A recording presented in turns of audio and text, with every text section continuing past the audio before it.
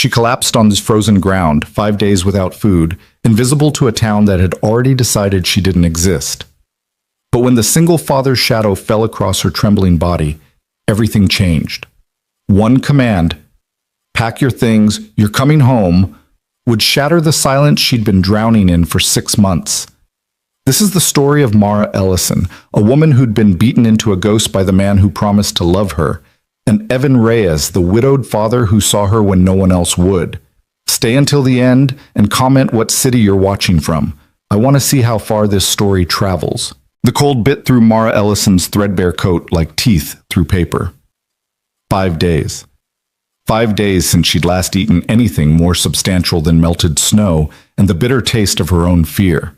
Her hands shook as she clutched the rusted coins, 7 quarters, 3 dimes, 2 nickels, counting them again, though she'd memorized their worth hours ago.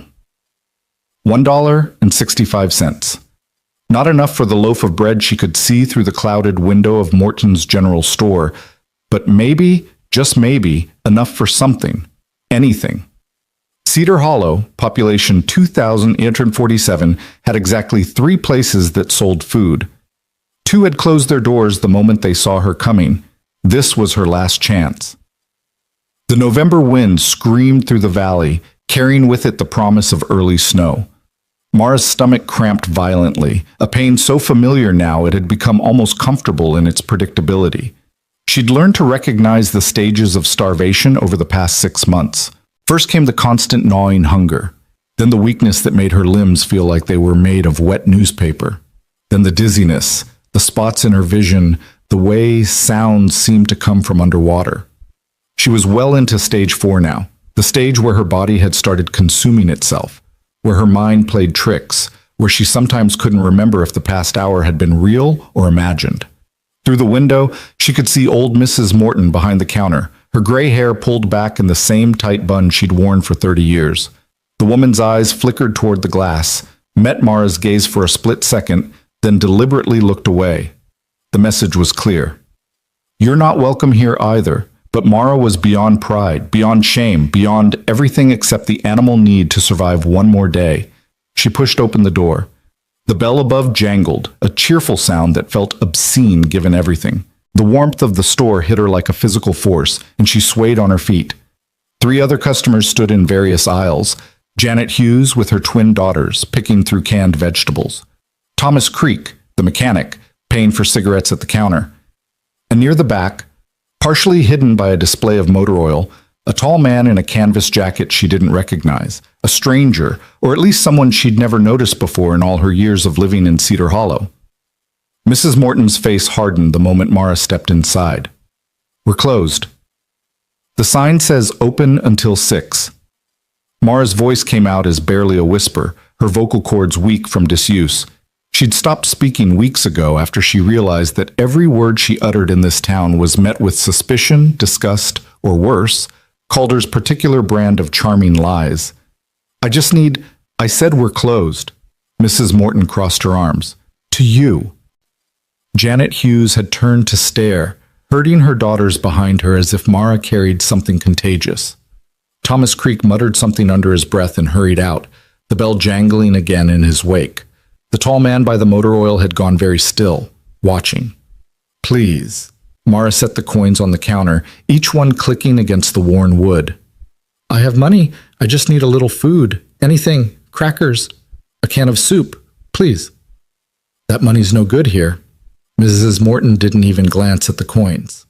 We don't serve thieves. The word hit like a slap. I never stole anything. That's not what your husband says. Mrs. Morton's voice carried the righteousness of someone who'd never questioned a single thing they'd been told. Says you took jewelry, cash, personal items when you ran off. Says you're mentally unstable, that you need help. Says he's been worried sick trying to find you, trying to get you the treatment you need. Mara felt the room tilt. This was Calder's work, his poison spreading through the town like rot through wood. He'd gotten here first, planted his story, made her the villain before she could even speak. It was the same tactic he'd used to isolate her from her friends, her family, her job. Tell the lie first, tell it convincingly, Tell it to everyone who matters, and by the time the truth tries to surface, no one wants to hear it." "He's lying," Mara said, but even to her own ears, her voice sounded weak, unconvincing. "How do you prove a negative? How do you prove you didn't steal from the man who'd stolen everything from you? Your confidence, your voice, your very sense of reality." "Of course you'd say that." Mrs. Morton shook her head sadly, as if dealing with a particularly difficult child. "Calder warned us you might show up making accusations. He showed me the police report, honey, the psychiatrist's evaluation. I know you think you're telling the truth, but you're sick. You need help." What police report? What evaluation?" Mara's heart hammered against her ribs. "I never saw a psychiatrist. You need to leave now." Mrs. Morton reached under the counter, and Mara knew what she was reaching for. The phone. Maybe the shotgun old Mr. Morton had kept there before he died. "Or I'm calling Sheriff Tompkins. He's already got instructions to bring you straight to Calder if anyone sees you." Of course he did. Sheriff Tompkins and Calder played poker every Thursday night. They'd been friends since high school. The entire apparatus of this town's protection had been turned into a cage with her name on it. Mara grabbed her coins, her hands shaking so badly that 2 quarters fell to the floor and rolled away. She didn't chase them. Couldn't. Her vision was going dark at the edges, and she knew if she bent down, she might not get back up. "I'm sorry to see you like this. I truly am, Mrs. Morton continued, her voice taking on that particular tone of pity that felt worse than hatred. "Calder's a good man. He just wants to help you. Why don't you go home to him? Let him take care of you?" Because home was where he broke my ribs. Because care meant his fists and his carefully chosen words that cut deeper than any physical blow. Because I would rather starve on these streets than spend one more night in that house watching my own soul die by degrees. But Mara didn't say any of that. She'd learned that lesson too well. The truth didn't matter when no one wanted to hear it. She turned toward the door, each step requiring monumental effort. The warm air that had felt so welcoming now felt suffocating. She could feel the eyes on her back, Janet Hughes, Mrs. Morton, even the stranger who'd stayed silent through the entire exchange. The bell jangled again as she pushed through the door. The cold hit her like a physical blow. She made it 3 steps before her legs gave out. The sidewalk rushed up to meet her, concrete kissing her knees, her palms. She heard the coins scatter, ping, ping, ping, rolling away into the gathering darkness. Her last $1.65 disappearing into the cracks of Cedar Hollow along with every other thing she'd lost. 5 days without food. 6 months running from a husband who'd turned her existence into a living nightmare. 3,000 miles from the parents who'd stopped believing her years ago, who'd sided with charming, successful Calder over their own daughter because he'd told his lies first and told them well. No friends left. Calder had made sure of that, cutting her off one by one with perfectly crafted stories about her episodes, her instability, her unfounded accusations. Mara pressed her cheek against the frozen concrete and felt something in her chest give up. Not her heart, that kept beating with stubborn, stupid persistence, but something deeper. Hope, maybe, or whatever had been keeping her running for all these months. The sky above had gone purple with twilight. Soon it would be full dark, and she'd have to find somewhere to sleep. The abandoned construction site on Maple Street, maybe, where there was a tarp she could crawl under, or the basement window of the old Presbyterian church that didn't quite close all the way. Small victories in a war she was losing, one day at a time. She heard footsteps, heavy boots on concrete. Someone was coming out of Morton's store.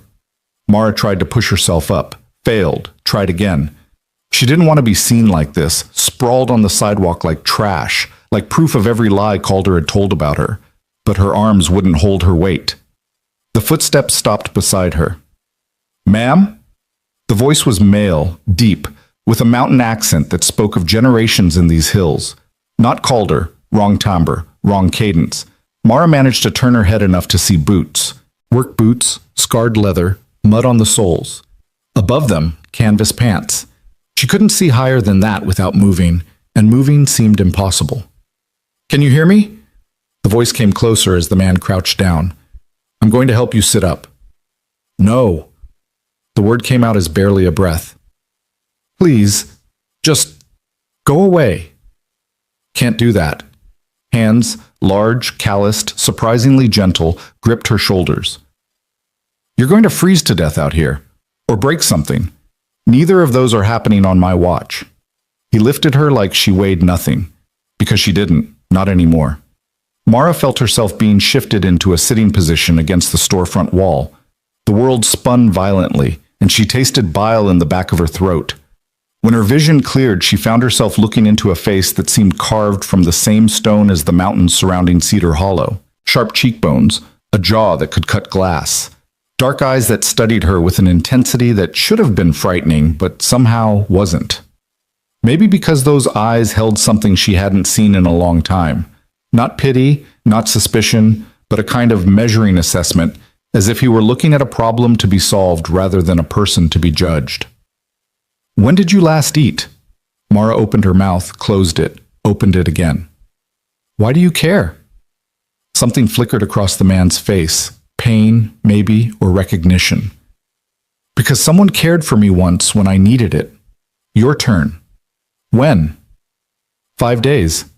The admission fell out before she could stop it. Maybe 6. I lose track sometimes. The man's jaw tightened, a muscle jumping beneath the skin. He stood, turned, and walked back into the store without another word. Mara sat against the wall, too weak to do anything else. Part of her brain noted that she should be frightened, vulnerable, with a strange man who might report her to Calder, might hurt her himself, might do any number of things. But the larger part of her brain was occupied with the simple mechanics of breathing, of staying conscious, of existing for one more minute. Through the store window, she could see the man talking to Mrs. Morton. The old woman was shaking her head, gesturing. The man pulled out his wallet, more head shaking. The man set down a handful of bills on the counter. Mara could see even from here that it was far too much for whatever he was buying. Then he turned and started loading items into a bag. Mrs. Morton protested, but the man ignored her, moving through the aisles with purposeful efficiency. 2 minutes later, he emerged with a paper bag under one arm. He crouched down in front of Mara again, set the bag between them, and pulled out a bottle of water. Drink this, slowly. Your stomach's going to want to rebel, but you need to keep it down. Mara stared at the bottle like it might bite her. Why are you doing this? Because you need help. He twisted the cap off and held it out. And because I've got a pretty good idea of what you're running from, and I'll be damned if I add to it. Those words, simple, matter of fact, without judgment, broke something in Mara's chest. Her hands shook so badly she almost dropped the bottle when she took it. The water was cold, clean, the most beautiful thing she'd tasted in days. She forced herself to drink slowly, though every cell in her body screamed to gulp it down. The man watched her with that same measuring look. I'm Evan Reyes. I live about 6 miles outside town, got a cabin, a wood shop, and a 7-year-old son who's probably wondering where I am right now. He paused. And I've got a guest room that hasn't been used in 2 years. Mara lowered the bottle, water dribbling down her chin. I can't.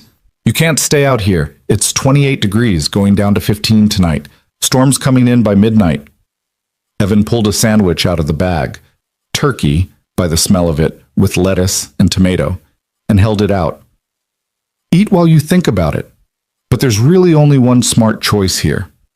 You don't know me. You don't know what I... Mara stopped, the old script dying on her lips. What I did. What I am. What Calder says I am. You don't know anything about me. I know you collapsed in front of a store because you haven't eaten in almost a week. I know this town's turned its back on you for reasons that don't make much sense if you actually think about them. And I know that look in your eyes. Evan's voice went quieter, rougher. I've seen it before. On someone I loved. Someone I couldn't save. The last sentence hung in the cold air between them, heavy with meanings Mara didn't have the strength to unpack. I have a husband, she heard herself say, and immediately hated the words, hated that this was still the first thing she thought of, the first defense mechanism that sprang up even now. He'll be looking for me. Then he can look. Evan stood, offering his hand. But tonight, you're going to eat real food, sleep in a warm bed, and not die on this sidewalk. Everything else we'll figure out tomorrow. Mara stared at the offered hand, large, scarred, with calluses that spoke of hard work and honest labor. A hand that had just bought her food when no one else would, that had lifted her with unexpected gentleness, that was offering something that looked impossibly like kindness. She thought of the abandoned construction site, the church basement window, the long, cold night ahead, and all the nights after that stretching into an uncertain future. Thought of Calder's reach, his carefully constructed lies, his ability to make people believe that black was white and cruelty was love. Thought of 5 days without food, 6 months without safety, 28 years without anyone who'd looked at her the way this stranger was looking at her now, like she was worth saving. "I'm Mara," she whispered. "Mara Ellison." "Nice to meet you, Mara Ellison." Evan's hand didn't waver. "Now let's get you somewhere warm before my son sends out a search party." Mara took his hand. The truck was older, but clean and well-maintained. Evan helped her into the passenger seat with the same careful efficiency he'd shown on the sidewalk, not touching her more than necessary, giving her space to settle. The interior smelled like sawdust and pine, with a child's jacket crumpled in the back seat and a drawing taped to the dashboard, stick figures labeled "Me" and "Daddy," holding hands under a smiling sun. Mara clutched the paper bag to her chest as Evan started the engine. The heater kicked on, blowing dusty, warm air that made her shiver violently. "Eat the sandwich," Evan said, pulling out onto Main Street. "Trust me on this. You need food in your stomach before we get to the cabin, or you're going to pass out from the warmth alone." Mara unwrapped the sandwich with shaking fingers. The first bite was careful, tentative. The second was less so. By the third, she had to consciously slow herself down, her stomach cramping with the sudden influx of food after days of emptiness. They drove in silence through Cedar Hollow's main street, past the post office and the hardware store, past the diner where Mara had once worked before Calder convinced her boss she was unstable and got her fired. The town rolled past the windows like a judgment, every lit window a reminder of normal lives she was no longer part of. "How long have you been in Cedar Hollow?" Evan asked after they'd left the town limits behind. 18 months. Mara forced down another bite. "We moved here from Richmond after Calder got a job managing the mill." "Briggs Mill?" "Yes." The word came out flat. Of course Evan would know Calder. Everyone knew Calder. Charming, successful, pillar of the community Calder Briggs. "I've met your husband." Evan's voice was carefully neutral. "Once, maybe twice. He came to my wood shop wanting custom furniture for his office." Mara's throat closed. Did you make it for him?" "No." Evan took a turn onto a narrow gravel road that climbed into the foothills. "Something about him didn't sit right. Couldn't put my finger on it at the time, but I've learned to trust my gut." The admission hung in the air between them. Mara didn't know what to do with it, this casual acknowledgement that Calder, beloved Calder, might not be everything he appeared to be. "He told everyone I stole from him," she said quietly. "That I'm mentally ill, that I ran away because I'm having a breakdown." "And did you? Steal?" "No." Mara laughed, a sound with no humor in it. "The breakdown, though. That part might be true. Does it count as a breakdown when the world actually is trying to kill you?" Evan glanced at her, then back at the road. "Tell me what he did to you." The question was so direct, so devoid of judgment, that Mara felt her careful defenses crack. "Why would you believe me? No one else does." "Because I watched you count rusted coins for 5 minutes before you found the courage to walk into that store. Because you flinched when I touched your shoulder, but not when I lifted you. Muscle memory that says you're used to violence coming from touches that start gentle. Because you've got a healed fracture on your left wrist that didn't set quite right, probably 6 or 7 months old, and a scar above your eyebrow that's trying to hide under your hair." Evan's voice remained level, factual. "And because I've seen what it looks like when someone's been systematically destroyed by the person who promised to love them." Mara pressed her hand to the old break on her wrist, a movement so automatic she didn't realize she was doing it until she'd already done it. "He'll come looking for me. When he finds out you helped me, let him come." There was something cold and final in those 3 words. "I'm not afraid of Calder Briggs." They climbed higher into the mountains, the road getting rougher, civilization falling away behind them. Pine trees pressed close on either side, their branches heavy with the promise of coming snow. Mara finished the sandwich and started on the apple Evan had packed, her stomach both grateful and rebellious at the sudden food. "Your wife," she said after a long stretch of silence. "The person you couldn't save. What happened?" Evan's hands tightened on the steering wheel. For a moment, Mara thought he wouldn't answer. Then, "Cancer. Pancreatic. 18 months from diagnosis to death. She was 32. Leo was 5. I'm sorry." "Me too." Evan turned onto an even narrower path, barely more than 2 tracks through the trees. "She made me promise at the end that I wouldn't let the grief make me hollow, that I'd keep seeing people, keep helping where I could, keep being the man she married instead of just the ghost of him." He glanced at Mara. "So here we are." Here they were indeed. The cabin materialized out of the darkness like something from a fairy tale. 2 stories of log construction with warm light glowing from the windows and smoke curling from a stone chimney. A woodshed stood to one side, and what looked like a workshop beyond it. The whole scene was almost painfully normal, painfully safe, painfully unlike anything Mara had experienced in the past 18 months. "Leo's probably climbed onto the kitchen counter by now, trying to reach the cookies I specifically told him were for after dinner," Evan said, parking the truck. "Fair warning, he's going to have a lot of questions. You don't have to answer any of them." Mara nodded, suddenly unable to speak around the lump in her throat. They got out of the truck. The cold bit harder up here in the mountains, but it was a clean cold, free of the judgment and suspicion that had clung to Cedar Hollow's air. Mara followed Evan up the porch steps, her legs shaking with exhaustion and residual hunger and the sheer overwhelming strangeness of being here, being helped, being seen. Evan opened the door. "Leo, we've got a guest." The interior of the cabin rushed over Mara in a wave of warmth and light. Handmade furniture, a dining table that could seat 8, chairs with carved backs, a rocking chair by the fireplace that looked like it had been built with both skill and love. Photographs on the walls, mostly of a woman with kind eyes and a 7-year-old boy who'd inherited his father's sharp features. The floor was clean swept wood, scattered with child's toys and a pair of small sneakers kicked off haphazardly by the door. And standing in the kitchen doorway, 1 foot propped on the bottom shelf of the counter, a cookie in each hand and guilt written all over his face, was Leo Reyes. The boy froze when he saw Mara. His eyes, same dark brown as his father's, went wide. "Leo," Evan said in a tone that managed to convey both exasperation and affection, "get down from there before you break your neck. And yes, I saw the cookies." Leo scrambled down, still clutching his contraband. "You were gone forever. I got hungry. I was gone 45 minutes. That's forever when you're hungry." Leo's attention swung back to Mara, open curiosity replacing the initial surprise. "Who's that?" "This is Miss Mara. She's going to be staying with us for a while." Evan moved into the kitchen, gesturing for Mara to follow. "Mara, this is Leo. He's 7. He's hungry exactly 90% of the time, and he has approximately 0 sense of self-preservation."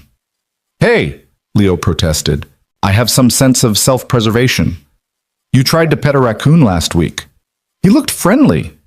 Despite everything, the exhaustion, the fear, the surreal strangeness of being in this warm cabin with these 2 people she didn't know, Mara felt her lips twitch. Almost a smile. Almost. Leo studied her with the frank assessment that only children can manage without being rude. "Are you sick? You look sick." "Leo, it's okay." Mara's voice came out hoarse but steady. "I am sick, but I'm going to get better." "That's good." Leo offered one of his cookies to her. "This will help. Cookies make everything better." The gesture, so simple, so pure, so unburdened by the complications of adult suspicion and judgment, made something crack in Mara's chest. She took the cookie with shaking hands. "Thank you." "You're welcome." Leo turned to his father. "Can we have spaghetti for dinner? Miss Mara looks like she needs spaghetti." Evan met Mara's eyes over his son's head, and in that look was an entire conversation. "This is us.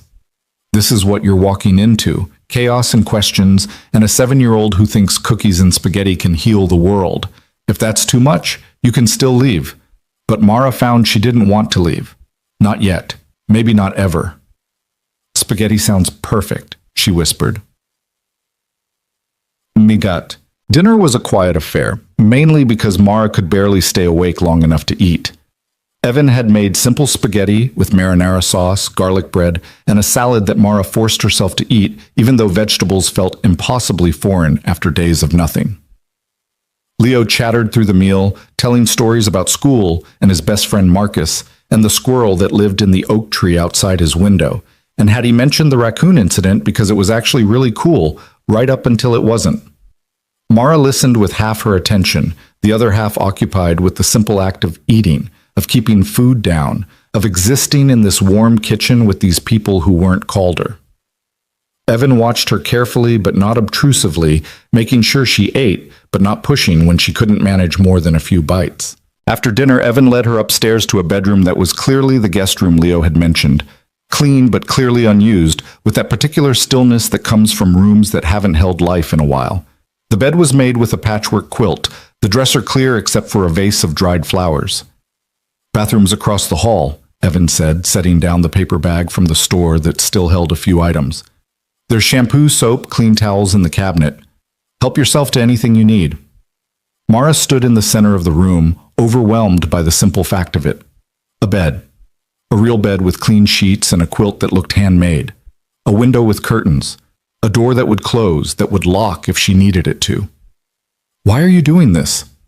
The question came out raw. You don't know me. I could be everything Calder says I am. Evan leaned against the doorframe, studying her. Could be, but you're not. I've lived with the truth long enough to recognize a lie when I see one. He paused. My wife, Sarah, at the end, she couldn't eat either, couldn't keep anything down. And I'd have given anything, done anything for someone to help her, to give her one more day of feeling human. I'm not dying. No, you're not, but you were getting close. Evan straightened. Get some sleep. Tomorrow we'll figure out next steps. But tonight, you're safe. That's all that matters. He closed the door gently behind him. Mara stood in the silence for a long moment. Then she walked to the bed and sat down, just sat, feeling the give of the mattress, the weight of the quilt. Through the floorboards, she could hear Leo's voice, high and excited, and Evan's deeper rumble in response. Normal sounds, family sounds, the kind of sounds she'd stopped believing were possible.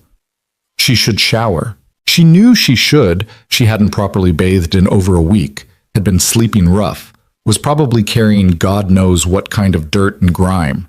But the exhaustion was a physical weight pressing her down, and the bed was so soft, and for the first time in 6 months, she felt something that might almost be safety. Mara lay down, fully clothed, and pulled the quilt over her shoulders. She was asleep before she could count to 10, dropping into darkness so complete and absolute that not even nightmares could follow her there. Downstairs, Evan sat in his workshop long after Leo had gone to bed. The lathe sat silent in the corner, half-finished chair legs scattered across the workbench. He should be working, had 3 orders to complete before the end of the month, but his hands were still, his mind elsewhere. He'd seen the bruises, old ones, faded to yellow-green, circling her upper arms in fingerprint patterns, had seen the way she'd flinched when Mrs. Morton raised her voice, the way her entire body had gone tense when he'd mentioned Calder Briggs. Evan knew violence when he saw it, knew control, knew the particular kind of destruction that came from someone who hurt you with one hand while holding you with the other. Sarah had made him promise not to become hollow, but she'd never said anything about not becoming angry. And Evan was discovering, as he sat in the quiet dark of his workshop with a stranger sleeping upstairs and his son dreaming in the next room, that he was very, very angry at Calder Briggs, at this town that had turned away from someone in need, at a world that let men like Briggs wear respectability like a coat, while women like Mara Ellison starved on sidewalks. But anger wasn't enough. Sarah had taught him that too. You had to do something with it, channel it, make it mean something. Evan stood, walked to the window, looked out at the dark forest pressing close around his cabin. Somewhere out there was Calder Briggs, probably sitting in his comfortable house, probably thinking his wife was still lost, still vulnerable, still his to hunt and reclaim. Let him think that. Let him keep thinking that right up until the moment he learned otherwise.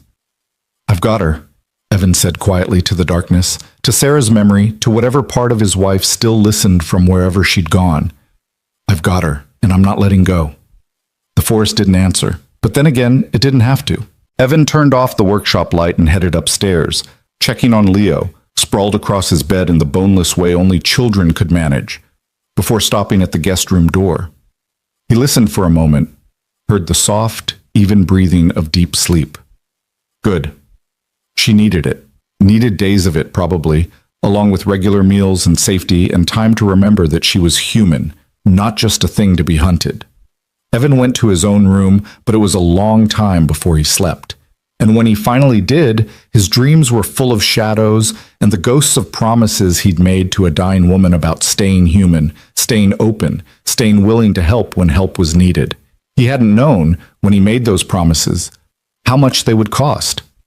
But he was learning. Mara woke to the smell of coffee and pancakes, and for one disoriented moment, thought she was back in her childhood home, waking to her mother's Sunday breakfast.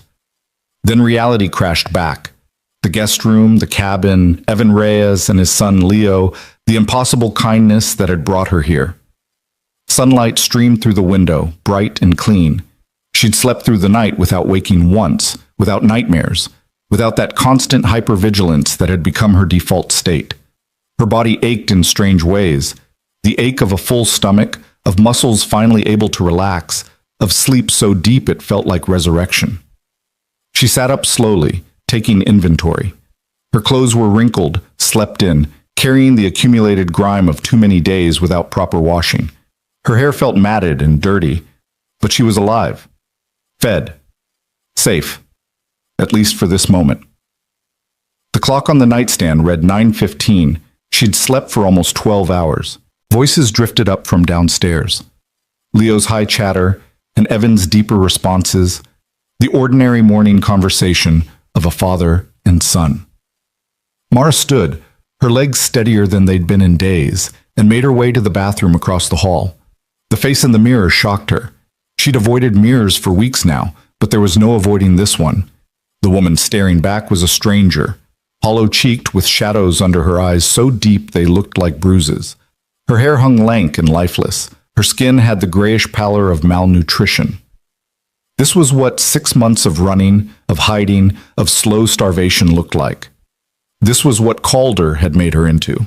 The anger that flared in her chest was small but fierce. She clung to it like a lifeline. The shower was hot and strong, and Mara stood under the spray until her skin turned pink, scrubbing away layers of fear and dirt and defeat. She washed her hair 3 times, watching the water run gray, then clear. Found clean towels in the cabinet like Evan had said, soft and smelling of lavender detergent. When she finally emerged, wrapped in towels with steam still clinging to the mirror, she felt almost human again. But she had no clean clothes. Nothing but the filthy jeans and sweater she'd been wearing for 5 days straight. A soft knock on the bathroom door made her freeze. "Miss Mara?" Leo's voice, tentative. "Dad said to give you these. He said your clothes probably need washing."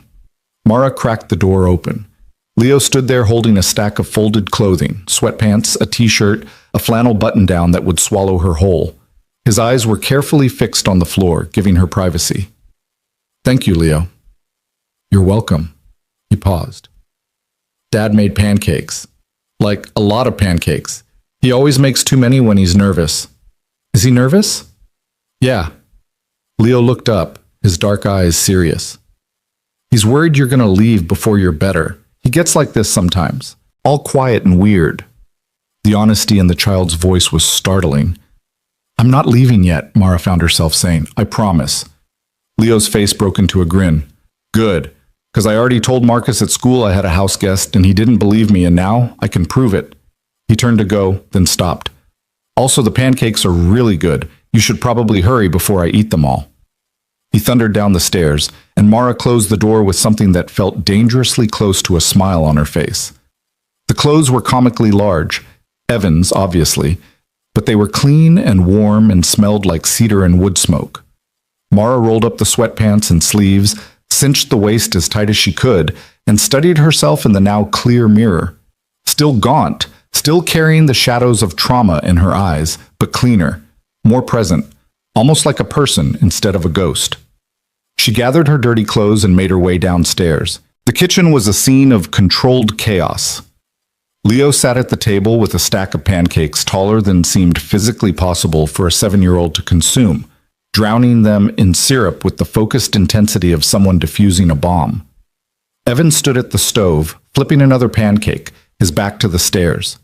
He'd changed into clean work clothes, his dark hair still damp from his own shower. "There's a laundry room off the back porch," Evan said without turning around, somehow sensing her presence. "Washer and dryer both work. Detergent's on the shelf." Mara clutched her bundle of dirty clothes. "I can wash these myself. I don't want to be—" "I know you can." Evan plated the pancake and finally turned to face her. Something flickered in his eyes when he saw her in his clothes, an emotion too complex to name. "But you're still weak, and I need you to eat before you do anything else. Leo, get Miss Mara a plate." Leo jumped up with the enthusiasm of someone who'd been waiting for exactly this mission, grabbing a plate from the cabinet and setting it at the empty place across from his spot. "How many pancakes do you want?" "Dad made like 50. "I made 12, Evan corrected. "You've eaten 4. "That's basically 50. Despite herself, despite everything, Mara laughed. It came out rusty, unpracticed, but it was real. Leo beamed at her like she'd given him a gift. She sat down, and Evan brought over a plate with 3 pancakes and a mug of coffee. Black, steaming, perfect. The first bite of pancake was fluffy and sweet, made with what tasted like buttermilk and vanilla. The second bite was even better. By the third, Mara had to consciously slow herself down, her stomach still adjusting to regular food. "Take your time," Evan said, sitting down with his own plate and coffee. "Your body needs to remember what to do with food. Push too hard and you'll make yourself sick." They ate in companionable silence for a while, Leo chattering between bites about school and his teacher, Miss Henderson, and how they were learning about the Oregon Trail and could they get a covered wagon. "Dad, please?" "No. But it would be educational. We live in Virginia. Where would we even put a covered wagon? In the backyard. Duh." Evan caught Mara's eye and shook his head with the long-suffering expression of a parent who'd had this exact argument multiple times. Mara felt that dangerous, almost smile again, threatening to become real. After breakfast, Leo was dispatched to get ready for school with instructions to brush his teeth, actually thoroughly this time, not just wave the toothbrush near his mouth. Evan gathered the dishes and Mara moved to help automatically. "You don't have to." "I know." Mara picked up her plate. "But I want to. Please, let me help." Evan studied her for a moment, then nodded. They washed dishes side by side, Evan washing, Mara drying, and putting away under his quiet direction about where things went. It was domestic, ordinary, the kind of simple task that shouldn't have felt profound, but somehow did.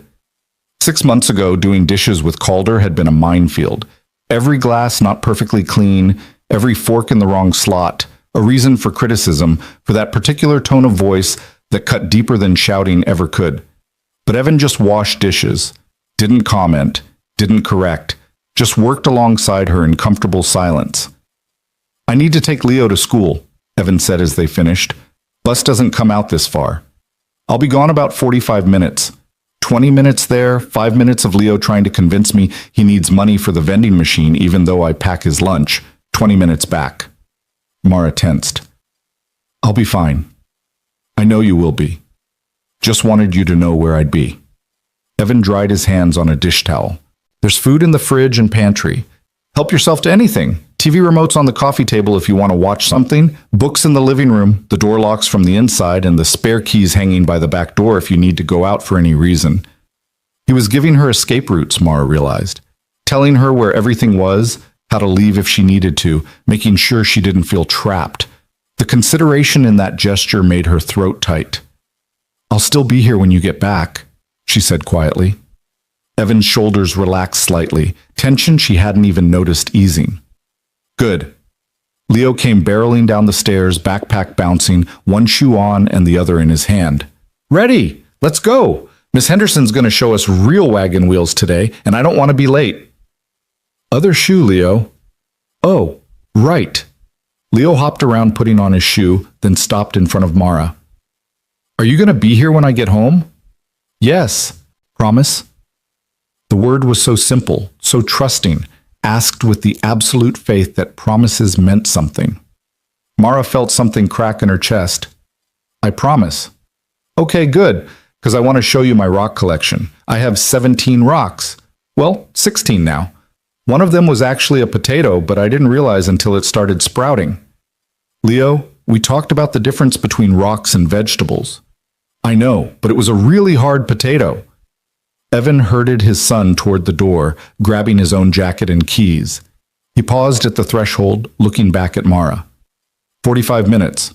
Lock the door behind us if it makes you feel safer. Then they were gone, Leo's voice fading as they headed to the truck. Something about Marcus and wagon wheels, and could they please get a potato that looked like a rock, or maybe a rock that looked like a potato for show and tell? The cabin settled into silence. Mara stood in the kitchen, surrounded by the debris of normal family life. Leo's jacket thrown over a chair, Evan's work gloves on the counter, a shopping list held to the fridge with a magnet shaped like a bear. Evidence of lives being lived, of routines and responsibilities, and the ordinary passage of days. She walked through the downstairs, taking it in properly now. The living room with its handmade furniture. She could see Evan's craftsmanship in every piece. The careful joinery, the smooth finish. Photographs everywhere, mainly of a woman who must be Sarah, laughing in a garden, holding a newborn Leo, standing beside Evan on what looked like their wedding day. The woman had been beautiful, with warm brown skin and eyes that crinkled at the corners when she smiled. In every photo with Evan, their body language spoke of easy affection, comfortable love, the kind of partnership that didn't need to perform for the camera. Mara stopped in front of one particular photo. Sarah, clearly ill, her head wrapped in a bright scarf, sitting in the rocking chair by the fireplace with 5-year-old Leo on her lap. Both were laughing at something off camera. Even dying, even at the end, there was joy in that house. Love. Safety. Everything Mara's marriage had never been, even in the beginning. She turned away before the comparison could cut too deep and found herself in Evan's workshop. The space was clearly well used, tools hung neatly on pegboards, sawdust swept into corners, the air thick with the smell of wood and varnish. A half-finished rocking horse stood on the main workbench, its mane carved in delicate detail, waiting for paint. For Leo, probably. Or maybe for a customer. But something about the care taken in those carved details suggested this was personal work, love made tangible in wood and time. Mara backed out of the workshop, feeling like an intruder. This house, this life. It wasn't hers. Wasn't. She was just passing through. A temporary guest? Someone who would leave eventually because people like her didn't get to stay in places this good. The thought made her chest ache. She made her way back to the guest room and found the bag from Morton's store still sitting where Evan had left it. Inside was more than just the sandwich and apple from last night. A toothbrush, still in its package. A small bottle of shampoo, a hairbrush, bar soap, travel-size lotion. Basic necessities purchased by a man who'd seen someone in need and responded with practical kindness. Mara sat on the edge of the bed and cried for the first time in 6 months. Not the silent tears she'd shed in hiding or the gasping sobs that had racked her in the early days of running. These were different. The tears of someone finally safe enough to break. She cried until she was empty, until there was nothing left but the hollow ache of exhaustion. Then she lay back on the bed, curled on her side, and let the silence of the cabin hold her.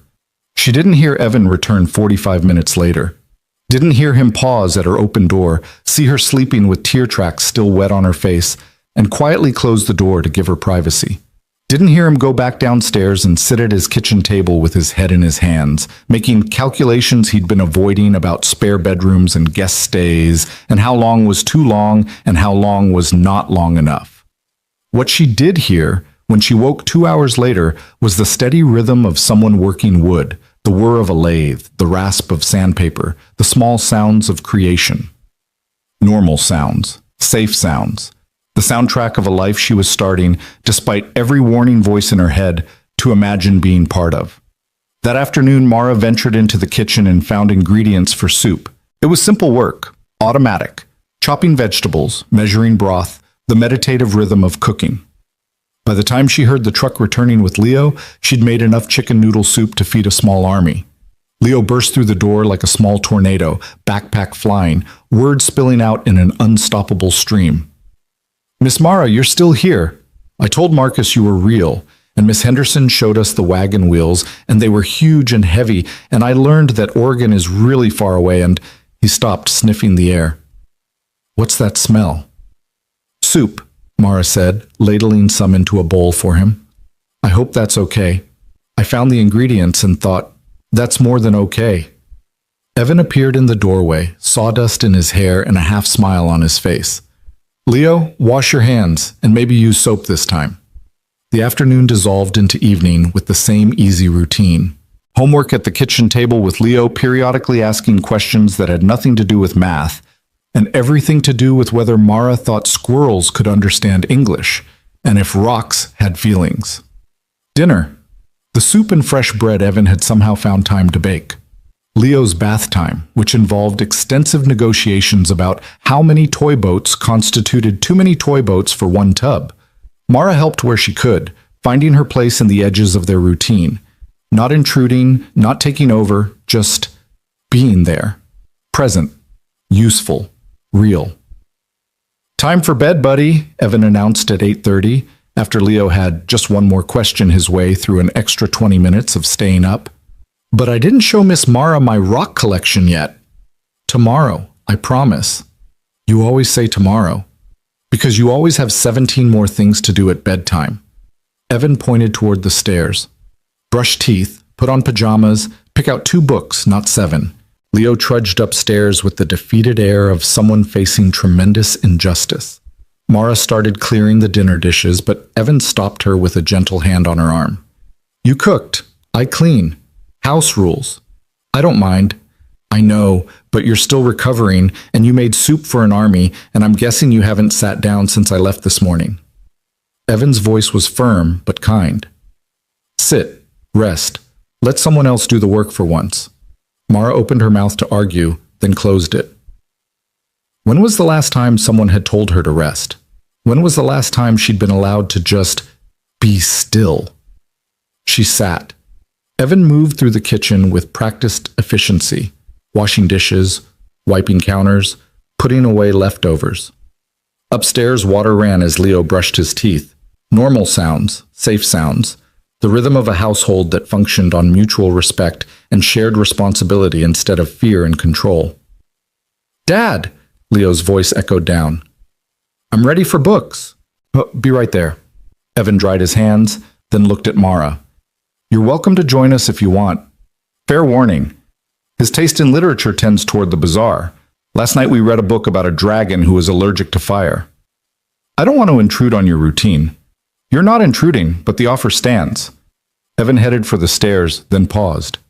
"Mara, thank you. For the soup. For being here. It's good for Leo to see that sometimes people need help, and that helping is the right thing to do." He disappeared upstairs before Mara could respond. She sat in the quiet kitchen, listening to the muffled sounds of bedtime. Leo's excited voice, Evan's patient responses, the occasional burst of laughter. Outside the window, darkness pressed close, and somewhere beyond these mountains was Calder, still looking, still hunting, still convinced she was his to reclaim. But here, in this cabin, she was something else. Not prey, not a ghost, not the broken thing Calder had tried to make her into. Just Mara. A woman eating regular meals, helping with dishes, existing in a space where kindness was default instead of currency to be earned or withheld. It was terrifying. It was impossible. It was the most dangerous kind of hope. And God help her, she was starting to believe in it. The days that followed fell into a rhythm Mara had forgotten could exist. She'd wake to the smell of coffee and whatever breakfast Evan had decided to make. Pancakes, eggs, oatmeal with fresh fruit. She'd help with morning dishes, then wave goodbye as Evan took Leo to school. The hours alone in the cabin should have been frightening, but instead they became something else. A space to remember who she'd been before Calder, to piece together the fragments of the person he'd tried to erase. She cleaned. Not from obligation or fear, but because it gave her something to do, a way to contribute. She organized the pantry, scrubbed the bathroom until it gleamed, washed windows and folded laundry, and found a strange peace in the mundane tasks. This was cleaning without the terror of inspection, without Calder's voice in her ear cataloging every missed spot, every failure. She cooked. Simple things at first. Sandwiches, salads, reheated leftovers, then more complex meals as her confidence grew. Meatloaf and roasted vegetables, chicken and dumplings. A pot roast that filled the cabin with such rich smells that Leo declared it better than Thanksgiving, and could they have it every day, please? She started talking again. Her voice was rusty at first, words coming slow and careful. But Leo asked so many questions, about everything, about nothing, about whether clouds had names and if trees could be lonely, and did she think aliens would like pancakes, that eventually, inevitably, she answered. Short responses at first, then longer ones, then actual conversations that felt almost normal. And slowly, so slowly, she almost didn't notice, the hollow places inside her began to fill in. 2 weeks into her stay, Mara woke to the sound of someone crying. She was out of bed before conscious thought could catch up, her body moving on instinct down the hall toward Leo's room. The boy was tangled in his sheets, caught in the grip of a nightmare, whimpering in his sleep. Evan's door was still closed, probably hadn't heard yet, or was in that deep sleep of the exhausted. Mara sat on the edge of Leo's bed and touched his shoulder gently. "Leo, sweetheart, wake up. You're dreaming." Leo's eyes flew open, wild and unfocused. "Mom." The word cut off as he saw Mara's face, not his mother's, and fresh tears spilled down his cheeks. "I dreamed she came back, but then she left again, and I couldn't find her, and—" "Shh." Mara pulled him into her arms without thinking, the gesture pure instinct. "It was just a dream, just a bad dream. You're safe, you're home."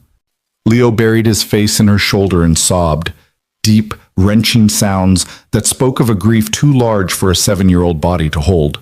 Mara held him and rocked him, murmuring wordless comfort, and felt her own heart break for this child who'd lost his mother too young, who still woke crying for a woman who would never come back.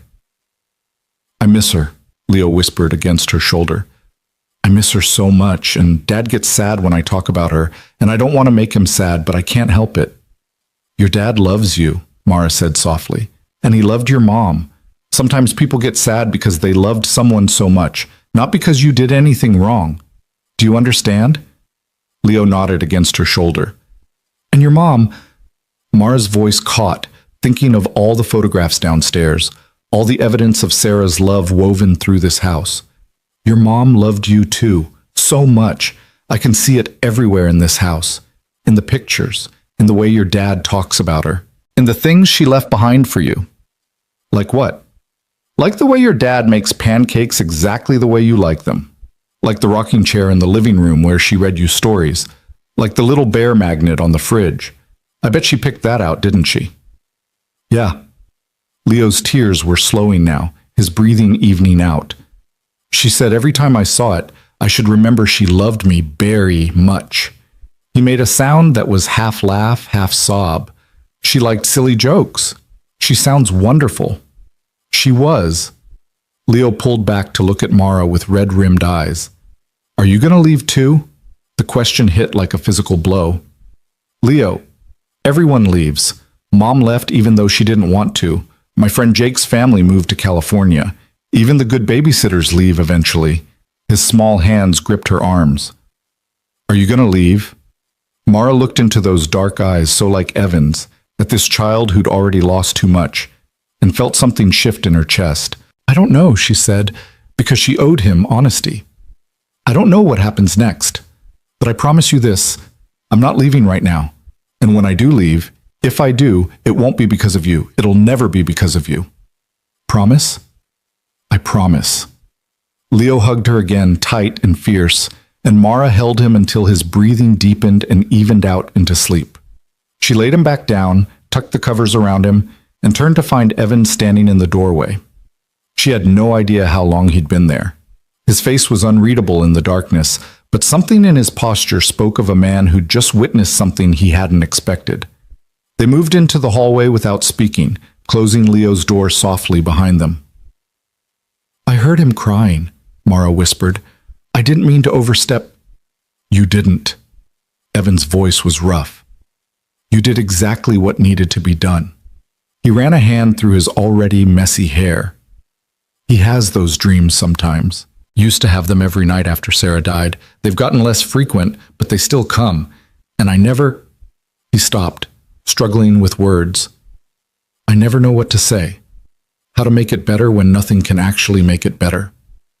You love him. That's what makes it better. Mara wrapped her arms around herself. Even when it doesn't feel like enough.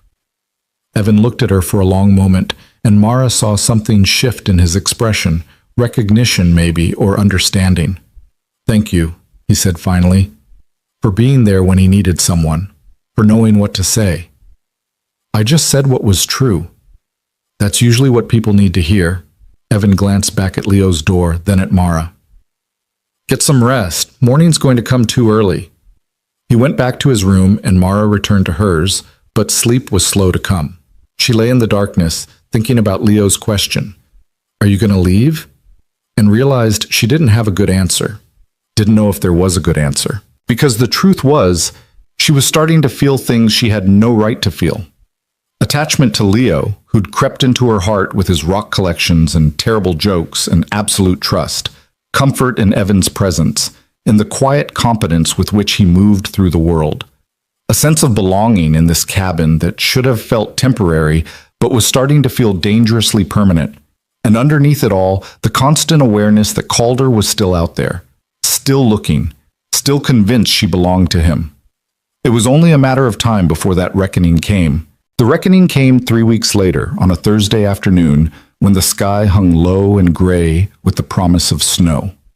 Mara was in the kitchen making bread, real bread, kneading dough with her hands, feeling the rhythm of push and fold that Sarah's handwritten recipe card had promised would yield the best damn dinner rolls you've ever tasted. Her hands had stopped shaking weeks ago. Her cheeks had filled out. She'd gained back maybe 10 of the pounds she'd lost, and her reflection in the window above the sink showed someone who was beginning to look alive again. She was humming, actually humming, some half-remembered tune from childhood, her voice soft but present.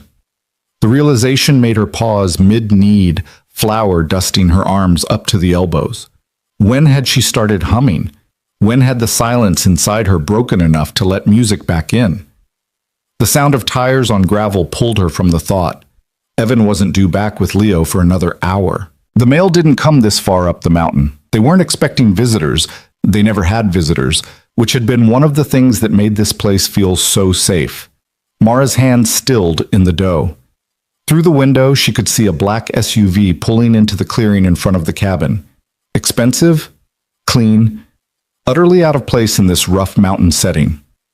Her heart knew before her mind did. Her body remembered before conscious thought could catch up. The driver's door opened, and Calder Briggs stepped out. He looked exactly as he always had. Tall, well-built, handsome in that polished way that photographed well, and made people trust him on sight. Dark hair perfectly styled despite the wind. Expensive jacket over designer jeans. The smile he wore as he surveyed the cabin was the same smile he'd used to court her, to marry her, to convince an entire town that his wife was crazy and he was the patient, suffering husband. Mara's lungs forgot how to work. She stumbled backward from the window, her flour-covered hands leaving white prints on the counter, on her shirt, on everything she touched as panic clawed up her throat. The bread, the humming, the dangerous, foolish belief that she could be safe here, all of it shattered in an instant. 2 other men got out of the SUV, both large, both wearing the kind of casual clothing that tried to look ordinary but didn't quite succeed. Hired muscle, probably, or friends from Calder's poker games who owed him favors. Men who would believe whatever Calder told them, who would help him drag his confused, unstable wife back home. Calder's gaze found the kitchen window. Found her. His smile widened, and even from this distance, Mara could see the triumph in it. Found you, finally. Did you really think you could run from me? Her hands were shaking again, flour falling like snow. She needed to move, needed to hide, to run, to do something other than stand frozen like prey before a predator. But her body had locked down. Every survival instinct that had kept her alive for 6 months suddenly offline in the face of the one threat she'd never fully escaped. Calder started toward the house. The front door. She hadn't locked the front door. Evan never locked it during the day. Why would he? Out here, so far from everything. But now Calder was on the porch. Now his hand was on the door handle. Now, Mara ran. Not outside. There was no outside, no escape, not with two other men covering the exits. She ran for the only thing that made sense in her panic blank mind. The phone. The landline on the wall by the refrigerator. Her hands left flower prints on the receiver as she grabbed it, as she started dialing Evan's cell number that she'd memorized without meaning to. The front door opened. "Mara, sweetheart." Calder's voice was warm honey and arsenic. "There you are.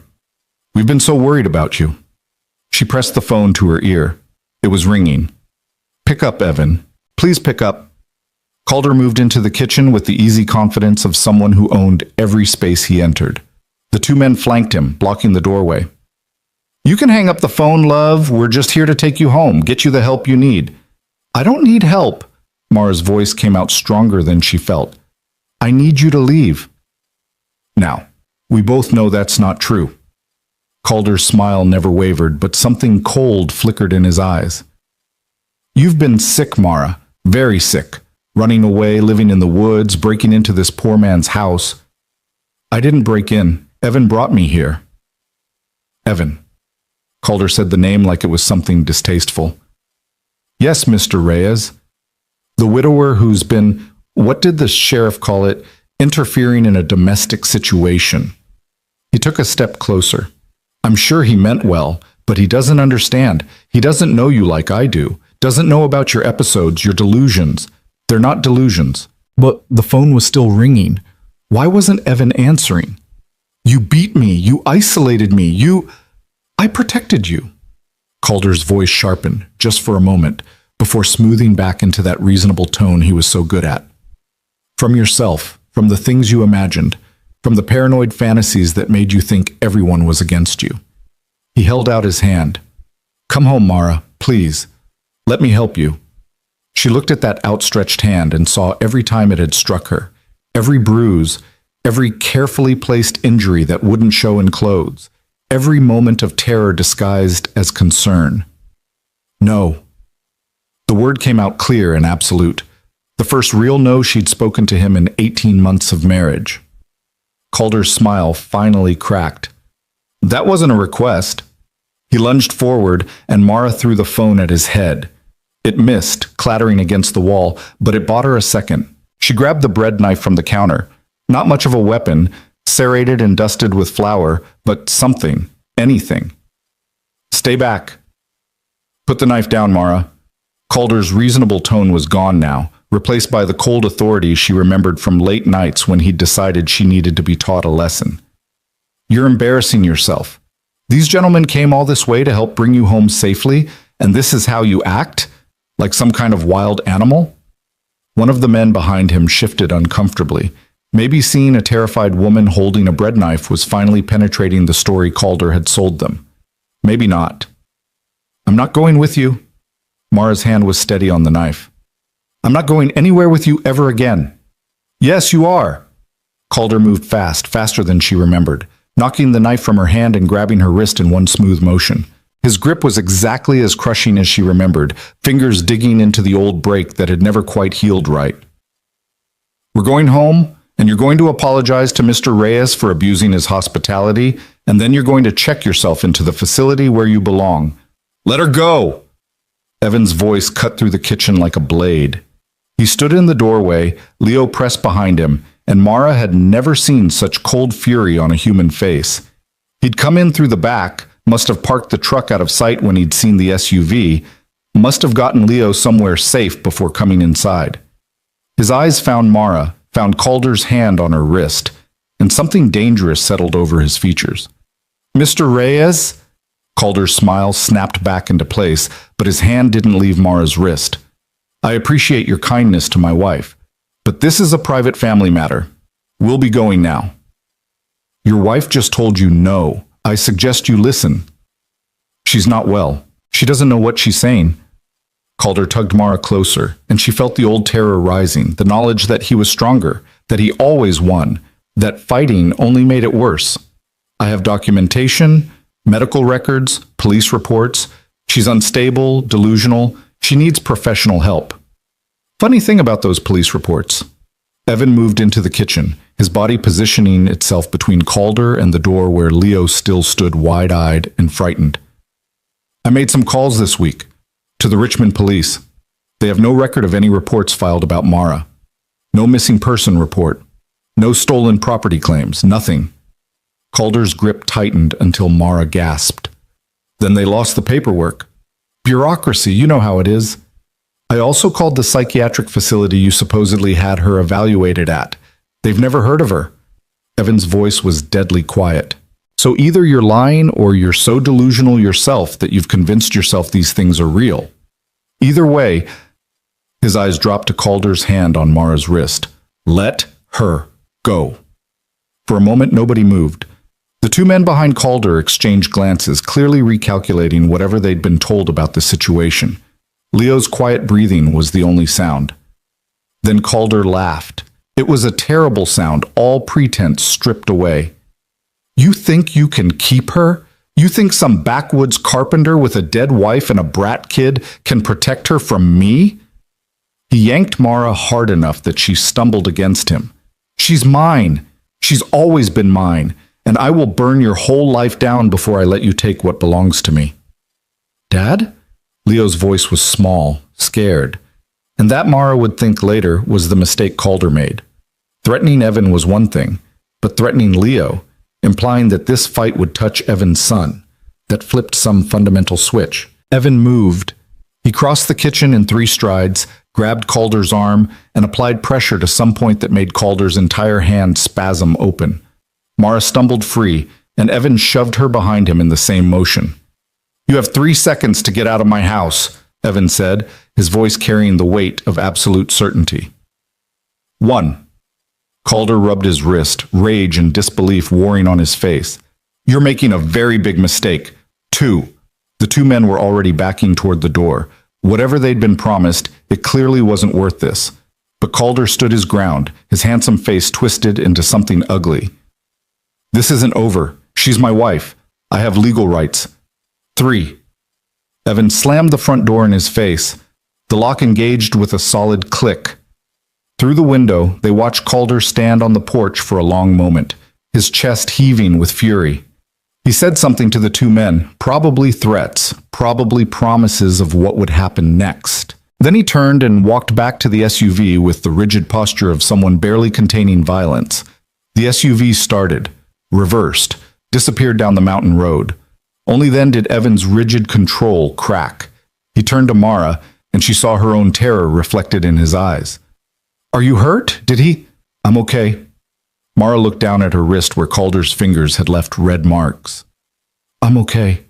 Leo rushed forward and wrapped his arms around her waist, pressing his face against her flour-dusted shirt. I was so scared. That man was mean. He was hurting you. I know, sweetheart. I know. Mara held him with shaking hands. But it's over now. He's gone. Except they all knew it wasn't over. Calder didn't give up, didn't accept defeat, didn't walk away from what he considered his. Evan pulled out his phone, already dialing. Sheriff Tompkins, this is Evan Reyes. I want to report a break-in and attempted kidnapping at my property. A pause. Yes, I know who it was. Calder Briggs and 2 other men. They tried to force Mara Ellison to leave against her will.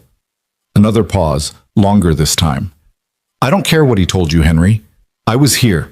I saw what happened, and if you're not going to do your job, then I'll call the state police. Mara could hear the sheriff's response even from across the room, something placating, something about domestic situations and jurisdictions and needing to hear both sides. There is no both sides, Evan said, his voice hard. There's a man who broke into my home and assaulted a woman who was under my protection.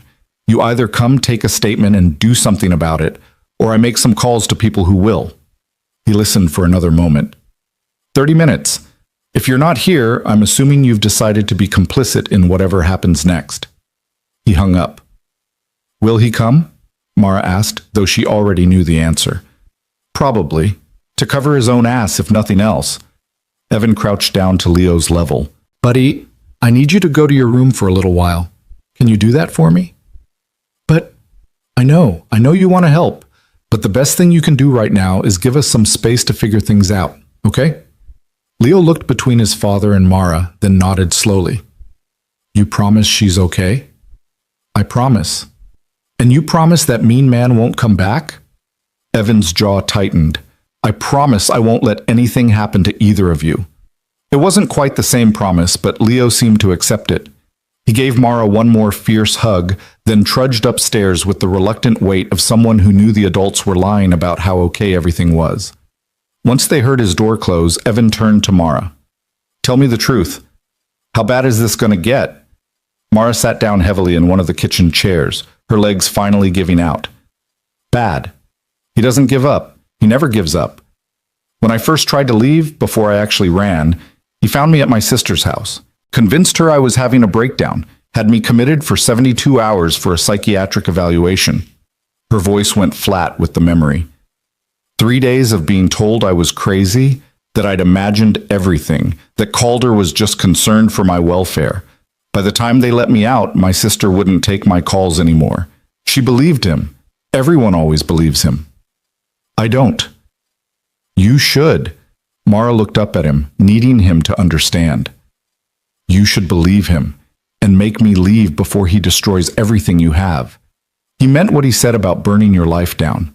He'll get you fired. He'll turn the town against you. He'll find a way to make you look like the villain and himself like the victim, and by the time he's done, you won't recognize your own life. Let him try. Evan sat down across from her. I'm not afraid of Calder Briggs. You should be. Why? Because he's got money and connections and a talent for lying? Evan shook his head. I've faced worse. I've watched my wife die by inches and couldn't do a damn thing to stop it. I've had to explain to my 5-year-old son why his mother wasn't coming home ever again. Whatever Briggs thinks he can do to me, it's nothing compared to what I've already survived. The absolute certainty in his voice made Mara's throat tight. He'll come back. Tonight, tomorrow, next week. He'll come back. And next time he won't be alone. Next time he'll have lawyers or police or a court order or something I can't fight. Then we'll fight it together. Evan reached across the table and took her flour-dusted hand in his. You're not alone anymore, Mara. You understand that? Whatever comes next, you don't face it alone. Mara stared at their joined hands. His was warm, solid, real. Everything Calder's touch had never been. Why are you doing this? Why are you risking everything for someone you barely know? Because Sarah made me promise not to let grief make me hollow. Because Leo needs to see that sometimes you stand up for what's right, even when it's hard. Because... He stopped, something shifting in his expression. Because you hum when you make bread, and you read bedtime stories in funny voices, and you held my son when he was crying for his mother, and somewhere in the past 3 weeks, this stopped being about helping a stranger and became about protecting someone He cut himself off. Someone who matters. The words hung in the air between them, carrying weight neither of them was quite ready to name. Outside, tires crunched on gravel again. Sheriff Tompkins, arriving right on schedule. Evan stood, still holding Mara's hand. We tell him the truth, all of it, and if he doesn't do his job, we go over his head, agreed? Mara nodded, not trusting her voice. The sheriff's interview was exactly as frustrating as Mara had feared. Tompkins listened to their account with the skeptical expression of someone who'd already decided what he believed. He took notes that looked more like doodles. He asked leading questions about whether Mara might have misunderstood Calder's intentions, whether perhaps she was confused after being away from her medication for so long, whether the stress of the situation might have made things seem worse than they were. Evan's jaw got tighter with each dismissive question. Let me make sure I understand, Evan finally said, his voice dangerously calm.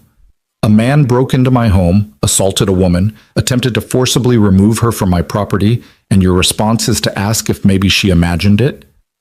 Now, Evan, I'm just trying to get the full picture. The full picture is that Calder Briggs is an abuser who's been hunting his wife for 6 months. The full picture is that he lied about police reports and psychiatric evaluations that don't exist. The full picture is that if you don't do something about this, I will make damn sure everyone knows the Cedar Hollow Sheriff's Department is more interested in protecting rich men than vulnerable women." Tompkins' expression hardened. "You need to be careful about making accusations like that. And you need to be careful about whose side you're on when this all comes out." Evan crossed his arms. "Because it will come out. If not through you, then through someone who actually gives a damn about justice."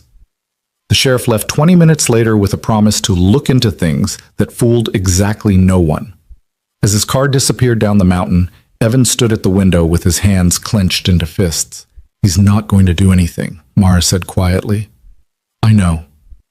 Calder's already got to him, probably been feeding him stories for months about his poor, crazy wife who needs to be brought home for her own good. I know that too." Evan turned from the window. "Which is why tomorrow I'm calling every lawyer in Richmond until I find one who'll take your case. We're getting you a restraining order, divorce papers, the whole 9 yards, legal protection that even Briggs can't lie his way around. That takes time.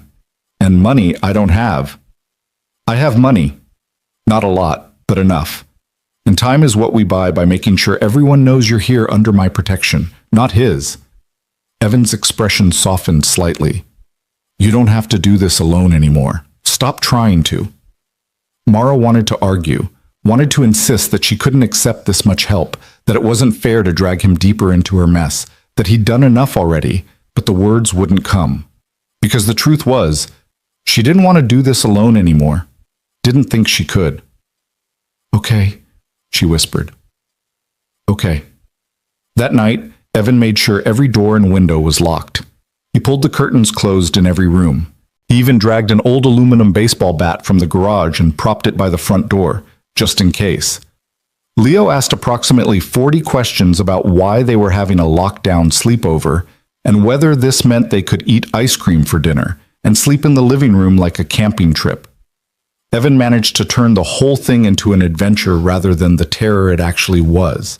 And by bedtime, Leo was excited rather than frightened. But after Leo was asleep, after the cabin had settled into darkness, Evan knocked softly on Mara's door. She opened it to find him standing there with a piece of paper in his hand. "I wrote this down in case—" He stopped, started again. "In case something happens. My lawyer's number. My brother in Tennessee. Sarah's sister who lives in Charlotte. People who would help you if I couldn't." Mara took the paper with numb fingers. "Nothing's going to happen to you." "Probably not, but I'm a planner. Comes with being a single parent." He offered a smile that didn't quite reach his eyes. "I need you to promise me something." "What?" "If Briggs comes back when I'm not here, you run. Take Leo if you can, but if you can't, you run anyway. Get somewhere safe and call one of those numbers." His voice dropped lower. "Don't try to protect me by staying. Don't sacrifice yourself thinking it'll keep us safe. It won't. It'll just mean he wins." "Evan, promise me, Mara." She looked into his dark eyes and saw the fear he was trying to hide. Fear for her. Fear for Leo. Fear that his choice to help her would cost more than he could afford to lose. "I promise," she said, and hated that she might have to keep it. Evan nodded, then surprised her by pulling her into a brief, fierce hug. "We'll get through this. I don't know how yet, but we will." He was gone before she could respond, disappearing into his own room and leaving Mara standing in her doorway with a piece of paper full of emergency numbers and the ghost of his embrace still warm against her skin. She went back to bed but couldn't sleep. Every sound outside, wind in the trees, an owl hunting, the house settling in the cold, made her jolt awake. Calder was out there somewhere, planning, scheming, finding new ways to hurt her, to reclaim her, to prove that she could never really escape. But she wasn't the same woman who'd collapsed on a sidewalk 5 weeks ago. She'd gained weight, gained strength, gained something that might almost be hope. And more than that, she had people now. People who believed her. People who were willing to stand between her and the man who'd tried to destroy her. That had to count for something. It had to. 3 days later, the message appeared on Evan's truck windshield. He'd gone into town for groceries, leaving Mara and Leo at the cabin with strict instructions to keep the doors locked. He'd been gone maybe 45 minutes when he returned to find a piece of paper tucked under his wiper blade. The message was written in block letters, thick black marker on white paper. I'll take back what's mine. Evan stood in the grocery store parking lot with the note in his hand and felt cold fury settle into his bones. This wasn't just a threat against Mara anymore. This was Briggs making it clear that he knew where Evan went, what he did, how vulnerable he was when he left his family behind. This was a declaration of war. Evan got in his truck, drove home faster than he probably should have, and found Mara and Leo exactly where he'd left them. Safe, together, playing some complicated card game that Leo had made up and that made absolutely no sense but involved a lot of dramatic storytelling. He showed Mara the note after Leo went to bed. She read it once, then again, her face going pale. He's escalating. I know. This is what he does. First the charm offensive, then the threats, then... She couldn't finish the sentence. Then nothing. Evan took the note back. Because this time, he's not dealing with an isolated woman with nowhere to turn. He's dealing with me. Evan, you can't... I can't what? Protect you? That's exactly what I'm going to do. He pulled out his phone. I'm calling that lawyer tomorrow. We're getting ahead of this, not waiting for him to make the next move. But even as he said it, they both knew it was already too late for getting ahead. Calder was in motion. Had been in motion probably since the moment Evan slammed the door in his face. And whatever came next, it would come fast and hard and aimed at everything they cared about. That night, Mara stood at her bedroom window looking out at the dark forest and felt the walls closing in. Not the walls of this cabin. Those still felt safe, still felt like protection. But the larger walls of Calder's obsession, his determination, his absolute refusal to let her go. She'd been foolish to think she could ever truly escape him. Foolish to believe that kindness and safety and the warmth of Evan's kitchen could somehow make her past disappear. Calder didn't disappear. He lingered. He waited. He struck when you finally let yourself believe you were safe. Behind her, the cabin settled into sleep.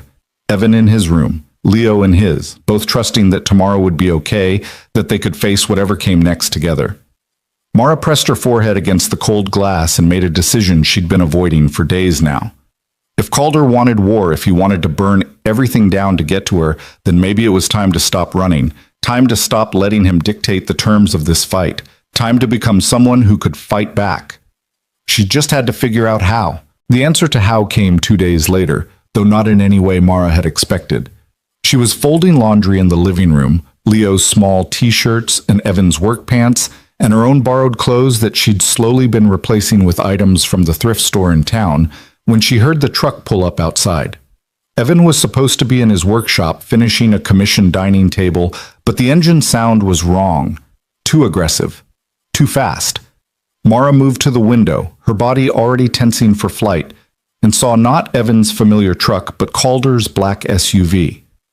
He was alone this time. No hired muscle, no witnesses.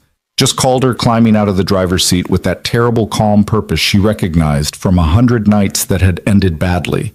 Her first instinct was to run. Grab Leo from where he was playing upstairs, get out the back door, follow Evan's instructions to run, and keep running. But her feet wouldn't move. Something in her chest had gone rigid with a fury she'd been pushing down for 6 months, maybe for her entire marriage. She was so tired of running. Calder didn't knock. He tried the front door and found it locked, then moved around the side of the house toward the back. Mara heard the rattle of the back door handle, then the splintering crack of wood as he kicked it in. The sound brought Evan running from the workshop, saw in hand, his face going dark with rage when he saw the broken door. But Calder was already inside, standing in the kitchen with that sick smile on his face. "Honey, I'm home," he said, and the mockery in those words made something snap in Mara's chest. "Get out." Her voice was steady, cold. "Get out of this house right now." "This isn't your house, Mara. You're just a guest here, an unwanted guest who's overstayed her welcome." Calder's eyes found Evan in the doorway. "Isn't that right, Mr. Reyes? Aren't you tired of playing hero to my unstable wife?" "The only unstable person here is you." Evan moved into the kitchen, positioning himself between Calder and Mara. "You just broke into my home. That's a felony." "Is it? Or did I just enter a property where my legal wife is staying? Because I think a court might see it differently. Calder's smile widened, especially when that court hears how you've been harboring a mentally ill woman, keeping her from her family, possibly taking advantage of her vulnerable state. You son of a... Dad? Leo's voice came from the stairs, small and frightened. What's happening? Why is the mean man here? Everything froze. Calder's gaze swung to Leo with an expression that made Mara's blood run cold. Calculation mixed with malice. The look of someone who just found a new pressure point to exploit. Well, hello there, son. Calder's voice went syrupy sweet. I'm Mr. Briggs. I'm here to take Miss Mara home where she belongs. She doesn't want to go with you. Leo descended the stairs slowly, his small hands gripping the railing. She lives here now, with us. Oh, is that what she told you? Calder shook his head sadly. I'm afraid Miss Mara isn't well. She gets confused sometimes, forgets things, makes up stories. You're the one making up stories. The words burst out of Mara before she could stop them. You're the liar. You're the one who hurt me, who isolated me, who made everyone think I was crazy so they wouldn't believe me when I finally found the courage to leave. Calder's mask slipped for just a second, revealing the rage underneath. Careful, Mara. You're having one of your episodes again. We should get you somewhere you can rest, somewhere with doctors who can help. The only thing I need help with is getting rid of you. Mara stepped out from behind Evan, her whole body shaking but her voice strong. I'm done. I'm done being afraid of you. I'm done letting you control my life. I'm done running. You think you can stand up to me? You? Calder laughed, a sound like breaking glass. You're nothing, Mara. You were nothing when I found you, and you're nothing now. A scared little girl playing house with a widower who's too broken to see you for what you really are. That's enough. Evan's voice cut through the kitchen like a whip.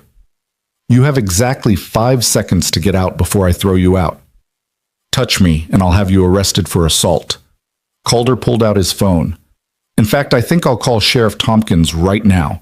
Tell him you're holding my wife against her will, threatening me, putting a child at risk. He didn't finish the sentence. Mara moved without thinking, grabbed the cast iron skillet from the stove, and swung it at Calder's phone.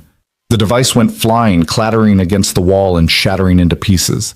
The skillet was heavy in her hands, solid, real. A weapon if she needed it to be. Calder stared at the broken phone, then at Mara, and something shifted in his expression. The mask fell away completely, revealing the monster underneath. You stupid bitch. That was $1,000 phone. Send me the bill.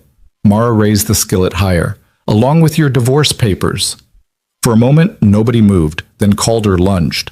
Evan intercepted him mid-stride, grabbing Calder's jacket and slamming him back against the wall hard enough to rattle the dishes in the cabinet.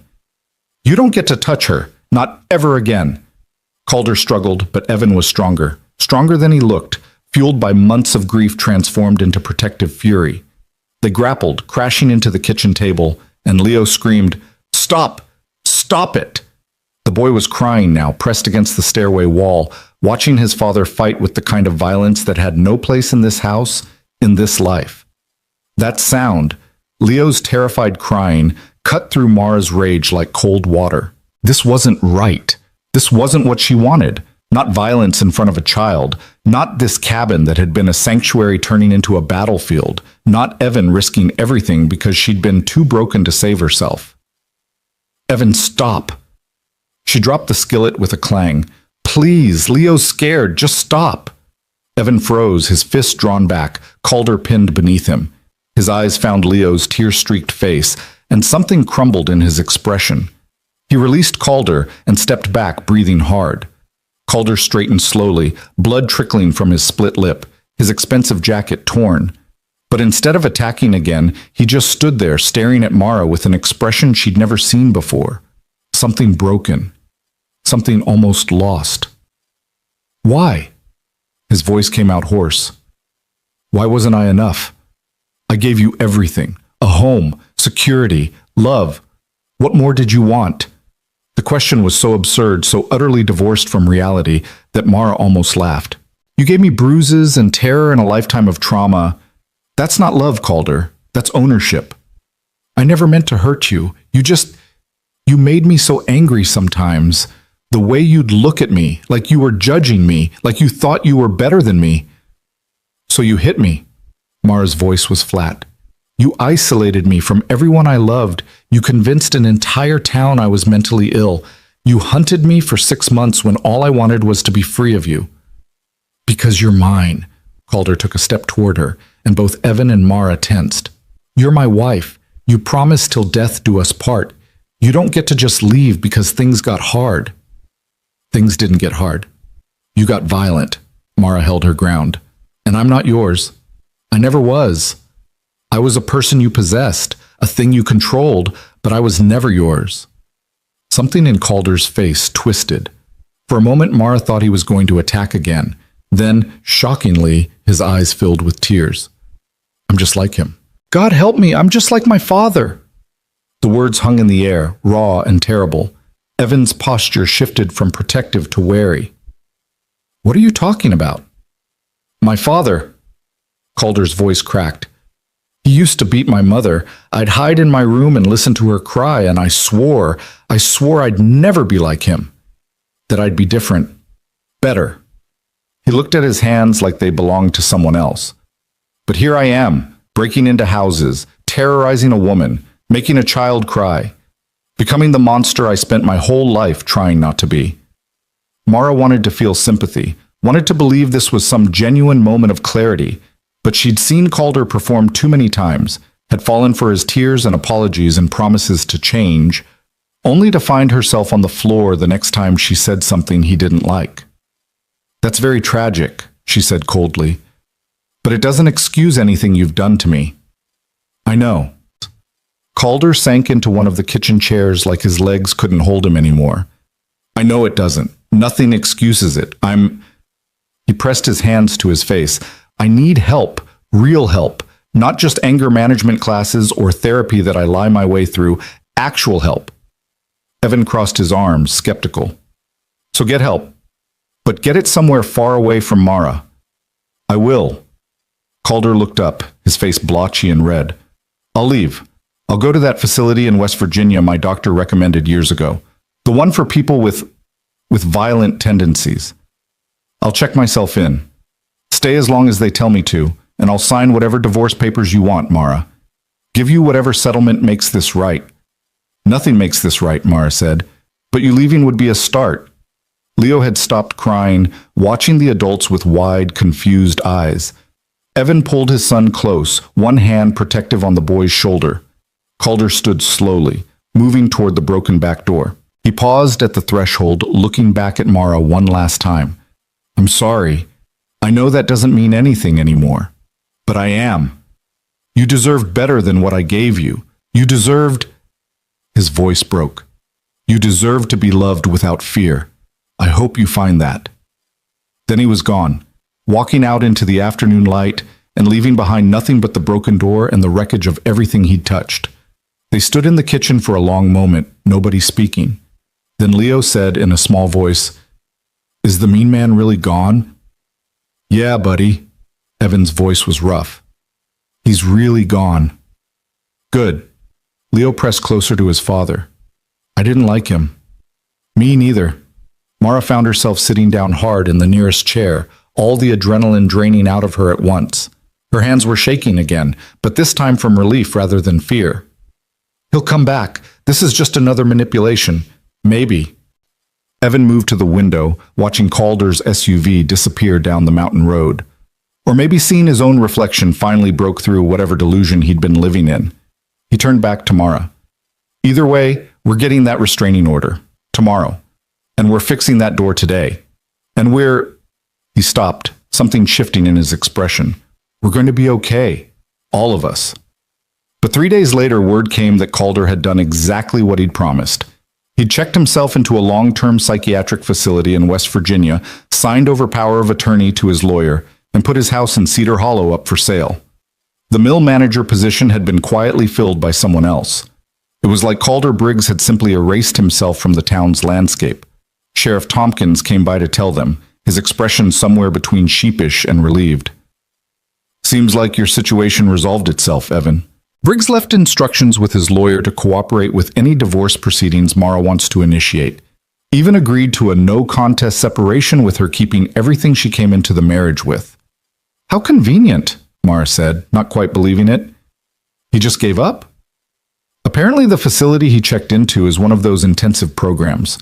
6 months minimum stay, no contact with the outside world except through approved channels. Tompkins shifted uncomfortably. For what it's worth, I'm sorry I didn't listen earlier. Should have known something wasn't right when a man that successful spends 6 months hunting his wife instead of just moving on.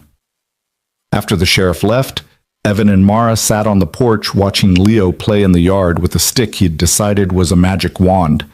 The spring thaw had finally arrived, turning the world green and new. Do you think he meant it? Mara asked. About getting help? I don't know. Evan was quiet for a moment. Part of me wants to believe people can change, that hitting rock bottom can wake someone up to what they've become. But I also know that abusers are really good at saying whatever they need to say to regain control. So we just wait and see if he comes back. We wait and see. But we also live our lives in the meantime. We don't let the fear of what might happen stop us from living now. He glanced at her. That lawyer I contacted. She says your case for divorce is solid. With Calder's cooperation and the documented evidence of the break-in, we can probably have preliminary papers filed within the month. Mara absorbed this, the word divorce feeling both terrifying and liberating. And then what? Then you're free. Evan said it simply, like it was the most obvious thing in the world. Then you get to decide what your life looks like without someone else dictating the terms. I don't know what that looks like anymore. Neither did I, after Sarah died. Evan's voice went soft. Took me a long time to figure out that life doesn't have to look like anything specific. It just has to be yours. They sat in silence for a while, watching Leo perform elaborate magic spells on a patient tree. The spring air smelled like pine and thawing earth and possibility. I want to stay, Mara said suddenly. Here, if that's okay. Not forever, maybe, but for a while, until I figure out what comes next. Evan turned to look at her fully. Mara, you can stay as long as you want. That guest room is yours. This house is yours. He stopped, struggling with words. You're part of this family now. Have been for a while, really. Leo adores you, and you? Her heart was beating too fast. And I don't want you to leave just because the threat's gone. Evan's dark eyes held hers. I want you to stay because you want to be here. Because this feels like home. Not because you're running from something, but because you're running toward something worth having. The words hung between them, weighted with meanings that went deeper than simple hospitality. Mara thought about the past month and a half, the meals shared, the routines established, the way Leo had started asking her opinion on important matters, like whether dragons would eat vegetables and if rocks really had feelings. The way Evan looked at her sometimes when he thought she wasn't watching, with an expression that held warmth and something else, something careful and tentative and almost like hope. I want to stay, she said again, softer this time. Not just until I figure things out. I want to stay because this does feel like home, because Leo makes me laugh and your coffee is terrible, but I drink it anyway and I can't remember the last time I felt this safe. My coffee is not terrible. Your coffee could strip paint. That's just because I make it strong. Evan, I'm pretty sure it's developed sentience and is plotting world domination. He laughed, the sound surprised and genuine, and Mara felt something warm bloom in her chest. This ease, this ability to joke and tease without fear of consequences, this was what normal felt like. What love was supposed to feel like if she was brave enough to name it that. Stay, Evan said, his voice going serious again. Stay, and we'll figure out the details as we go. I'm not asking for anything except... He paused, choosing his words carefully. Except the chance to see where this goes. Whatever this is. This was dangerous. This was terrifying. This was everything Mara had convinced herself she could never have again. Trust and safety, and the beginning of something that might eventually turn into love. But then again, 2 months ago, she'd been starving on a sidewalk, and now she was sitting on a porch in the spring sunshine talking about staying. If that wasn't proof that impossible things could happen, What was? Okay, she whispered. Let's figure it out together. Evan's hand found hers on the porch railing, his calloused fingers threading through hers with careful gentleness. They sat like that for a long time, watching Leo play, feeling the sun warm their faces, letting the silence speak what words couldn't yet. The divorce papers came through faster than expected. Calder's lawyer was efficient and professional, and true to his word, Calder contested nothing. The house in Richmond that Mara had shared with him went back to her. The money in their joint account, money Calder had controlled so completely that Mara had barely been allowed to access it, was split evenly. It wasn't a fortune, but it was enough for Mara to start over properly if she chose to. The facility in West Virginia confirmed that Calder Briggs was indeed a patient in their intensive trauma and rehabilitation program, and that he'd signed releases allowing them to confirm his location to his estranged wife for her peace of mind. The program director, a no-nonsense woman named Dr. Patterson, even called Mara directly. I can't discuss the details of Mr. Briggs's treatment, Dr. Patterson said in her brisk clinical voice, but I can tell you that he's taking his recovery seriously. He's engaged with the program, participating in both individual and group therapy, and has been granted no leave privileges for the duration of his stay. He will not be contacting you or anyone associated with you without explicit permission. How long is the duration of his stay? Minimum 6 months, maximum 2 years, depending on his progress and whether he chooses to continue treatment voluntarily after the initial period.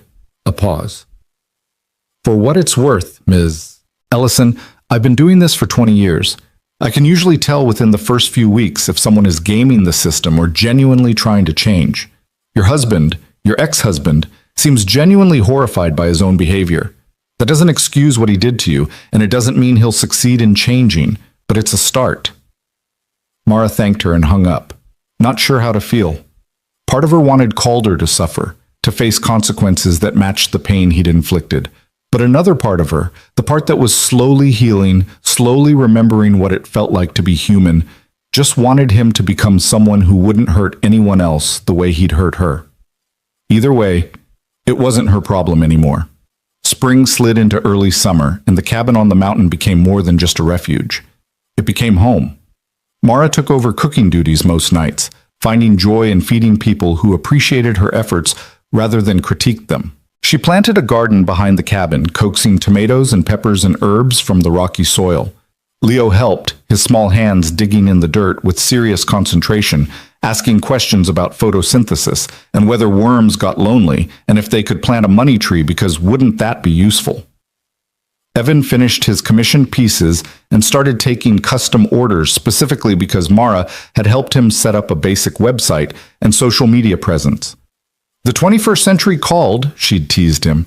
It wants you to stop hiding your talent in the mountains. I wasn't hiding. I was being selectively available. You were hiding. Maybe a little. They found rhythms that worked. Evan in his workshop during the day while Leo was at school, and Mara tended the house and garden, then evenings together as a unit. Homework at the kitchen table. Dinner prepared jointly. Board games that Leo always won because he made up rules that guaranteed his victory. Books at bedtime, with both Evan and Mara taking turns reading chapters. It felt like a family. It felt like the life Mara had once imagined for herself before Calder had twisted her dreams into nightmares. But she was careful. Careful not to overstep. Careful not to assume this was permanent. Careful with her own heart and with Evan's, knowing that both had been broken too recently to be careless with. Until one evening in June when Leo finally asked the question Mara had been dreading. They were sitting on the porch again, this time with ice cream, Leo's solution to all of life's important moments. Evan had taken Leo into town for a haircut and ice cream, and they'd brought back a pint of butter pecan for Mara. "Miss Mara," Leo said, his spoon scraping the bottom of his bowl. "Are you going to marry my dad?" Mara choked on her ice cream. Evan froze with his spoon halfway to his mouth. "Leo," Evan started, but his son barreled on. "Because Marcus's mom got remarried last year, and now Marcus has a stepdad and a new baby sister, and I was thinking maybe if you married Dad, I could have a mom again and maybe a sister too? Or a brother. I'm flexible." "That's not... we haven't..." Evan looked at Mara helplessly. "Buddy, That's not how it works. Why not? Leo's logic was 7-year-old airtight. You like Miss Mara. She likes you. She's basically already my mom, except you haven't made it official. So just make it official, and then we can have a normal family like everyone else. We are a normal family, Mara managed to say through her mortification. We don't need to be married for that. But it would be better if you were. Leo looked between them with the frank honesty of someone who hadn't learned to hide his feelings yet. Dad's happier now. He smiles the real smiles, not the sad ones. And you're not scared anymore. And I like having you here. I don't want you to leave. I'm not leaving, Mara said softly. Marriage or not, I'm not leaving. Promise? She met Evan's eyes over Leo's head, saw something vulnerable and hopeful there. I promise. Leo seemed satisfied with that and went back to his ice cream. But later, after he'd gone to bed and Evan and Mara were washing dishes side by side in the kitchen, Evan spoke quietly. I'm sorry about that. I've tried to teach him about boundaries, but he tends to say exactly what he's thinking. It's okay. He's 7. 7-year-olds aren't known for their subtlety. Mara handed him a clean plate to dry. But for what it's worth, he's not wrong about me being happier. I am. Happier than I've been in years. Me too. Evan was quiet for a moment. Sarah and I, we had a good marriage, a real partnership. When she died, I thought that was it for me. Thought I'd used up my allotment of love and would just coast through the rest of my life going through the motions. He set down the dish towel and turned to face her fully. Then you showed up on a sidewalk, and suddenly I remembered what it felt like to care about someone, to want to protect someone, to... He stopped, searching for words. To what? To imagine a future that isn't just survival. His dark eyes held hers. I'm not asking you to marry me, not yet. Maybe not ever, if that's not what you want. But I'm asking if you might consider this being permanent, the 3 of us, this life we're building. Mara's heart was doing something complicated in her chest. I'm still technically married. The papers are filed, but they won't be final for another few months. I know. I'm not asking for right now. I'm asking for eventually. And if I'm too broken, if the things Calder did to me have damaged me beyond repair, and I can never be the partner you deserve... Evan reached out and gently took her face in his hands, thumbs brushing her cheekbones. Then we'll be broken together, and we'll heal together, however long it takes, whatever it looks like. Mara let herself lean into his touch, let herself believe in the possibility he was offering. Eventually, she whispered, ask me eventually, and I'll give you an answer. Deal. He kissed her then, soft and careful and achingly gentle. Not possessive like Calder's kisses had been, but reverent, like she was something precious, something to be cherished rather than owned. When they pulled apart, Mara was crying, but they were good tears this time. Healing tears, the kind that washed away old pain and made room for something new. That night, lying in bed in her room that was becoming less of a guest room and more of just her room, Mara thought about the woman she'd been 2 months ago, starving, voiceless, convinced she would die on Cedar Hollow's streets because the whole world had turned against her. That woman felt like a stranger now. The woman she was becoming, the one who planted gardens and cooked meals and kissed Evan Reyes in his kitchen while promising him an eventual answer to an eventual question. That woman was stronger, braver, more whole than she'd ever been, even before Calder, because she'd been broken and had survived the breaking, had found people who'd helped her piece herself back together. Had learned that sometimes salvation came in the form of a single father who bought you a sandwich and said 4 simple words. You're coming home with me. Outside her window, the summer night sang with crickets and distant owls. Inside the cabin, Evan and Leo slept, their presence a constant reminder that she was safe, she was seen, she was home. For the first time in longer than she could remember, Mara fell asleep without fear, without nightmares, without the weight of Calder's shadow crushing the breath from her lungs. Just sleep, deep and dreamless, and blessedly, beautifully free. The summer days grew longer and warmer, and with them came a sense of peace that Mara had to keep reminding herself was real. Every morning she woke expecting the other shoe to drop, expecting Calder to reappear or some new catastrophe to shatter the fragile happiness she'd built. But the days passed quietly, marked by nothing more dramatic than Leo's scraped knees and Evan's occasional mishaps in the workshop and the tomatoes in Mara's garden slowly ripening from green to red. The divorce became final on a Tuesday in late July. Mara had expected to feel something momentous when the papers arrived, relief or triumph or at least some sense of closure. Instead, she felt only a quiet settling, like a book closing on a chapter she'd been ready to finish for a long time. She was no longer Mara Briggs. She was just Mara Ellison again, the name she'd been born with, the identity Calder had tried to erase. She stood in the kitchen holding the official decree, reading the legal language that transformed 18 months of hell into a bureaucratic footnote when Evan came in from the workshop with sawdust in his hair and a question about dinner plans. He saw the papers in her hands and went still. "It's done," Mara said simply. "It's finally done."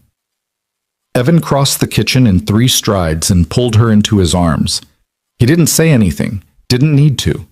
They stood like that for a long time, Mara's face pressed against his chest, listening to the steady rhythm of his heartbeat, feeling the solidity of his presence anchoring her to this new reality. "We should celebrate," Evan said finally, his voice rumbling in his chest. "Do something special. Take Leo somewhere fun. Make a whole day of it." "Like what?" "There's that water park 2 hours south. Leo's been asking about it since school let out." Evan pulled back to look at her. "Or we could do something quieter. Whatever you want, this is your day." Mara thought about it, about what she wanted, and realized with a small shock that she actually knew. For months, maybe years, she hadn't been allowed to want anything. Calder had dictated her preferences, her choices, her desires until she'd stopped having them at all. But now, standing in this kitchen with divorce papers in one hand and Evan's warmth still radiating through her, she knew exactly what she wanted. "The water park sounds perfect," she said. "Let's tell Leo." Leo's reaction to the news was predictably explosive. He literally jumped up and down in the living room chanting, "Water park, water park, water park," until Evan had to remind him that they had neighbors, even if those neighbors were a mile away. They spent the evening planning the trip with the kind of elaborate detail usually reserved for military operations. What to pack, what time to leave, whether they should bring sandwiches or eat at the park, and most importantly, whether Leo was tall enough for all the big slides now. "I grew an inch since last year," Leo insisted, standing as tall as he possibly could. "Miss Henderson measured everyone in class. I'm definitely tall enough." "We'll see when we get there, buddy," Evan said, but he was smiling, and Mara could see the happiness in his eyes. This was good for Leo too, she realized. Good for him to see his father choosing joy, choosing to make memories instead of just surviving. They left early Saturday morning, the truck packed with towels and sunscreen and Leo's endless enthusiasm. The drive south took them out of the mountains and into rolling farmland, past small towns that looked like postcards and billboards advertising everything from Jesus to BBQ joints to cheap fireworks. Leo kept up a running commentary from the back seat about everything he saw, his imagination turning ordinary landscapes into epic adventures. "That cow is definitely plotting something. Look at how she's staring at us." "Leo, cows don't plot." "That's what they want you to think, Dad. It's the perfect cover." Mara found herself laughing more than she had in years, real laughter that came from her belly and left her breathless. Evan kept glancing over at her with this expression she was learning to recognize, soft and warm and full of something that looked a lot like love. The water park was chaos in the best way. Families everywhere, kids screaming with delight, the smell of chlorine and sunscreen and overpriced food. Leo dragged them from one attraction to another with the boundless energy of someone who'd been waiting his entire life for this day. They rode the lazy river together, Leo floating on his inner tube between Evan and Mara, pointing out interesting clouds and asking if they thought fish would enjoy water slides. "Fish basically live on a water slide, Jauti," Evan pointed out. "Their whole life is sliding through water." "Yeah, but do they enjoy it, or is it just like their commute to work?" "I don't think fish have jobs, buddy." "How do you know? Maybe they're all employed by the ocean and we just don't understand their economy." They ate overpriced pizza for lunch, and Mara didn't even care about the cost, because Leo was so happy, and Evan was so relaxed, and for once, For maybe the first time in her entire adult life, she felt like she was exactly where she was supposed to be. The big slide, the one that required you to be at least 48 inches tall, was Leo's ultimate goal. He'd been talking about it since they arrived, working up his courage, watching other kids fly down the massive tube with expressions that wavered between terror and ecstasy.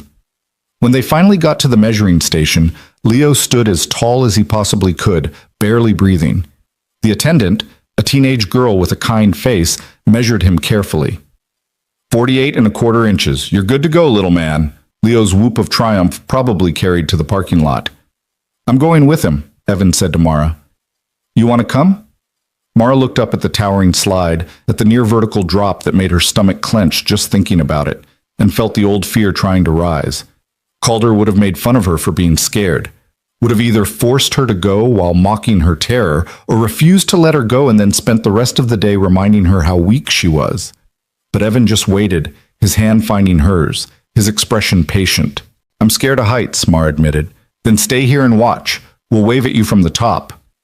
No judgment, no pressure, just acceptance. Or, Mara heard herself say, surprising herself, maybe I'll try it anyway. Maybe it's time to stop letting fear make my decisions for me. Evan's smile was brilliant. Yeah? Yeah. She squeezed his hand. Let's do this before I change my mind. The climb to the top was terrifying. The slide when they finally got there was even worse. A nearly straight drop into darkness followed by twists and turns that defied physics.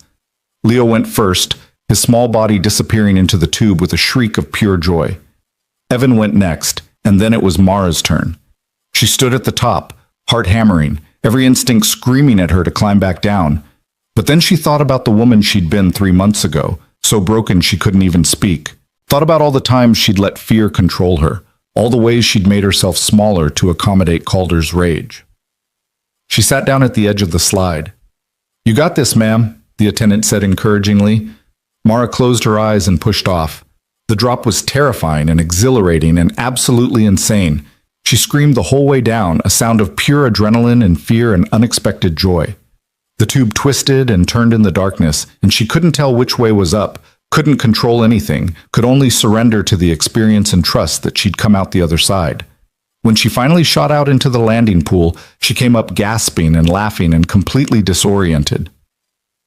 Evan was there immediately, his hand steadying her, his face split in a grin. You did it! I did it? Mara was shaking, but in a good way.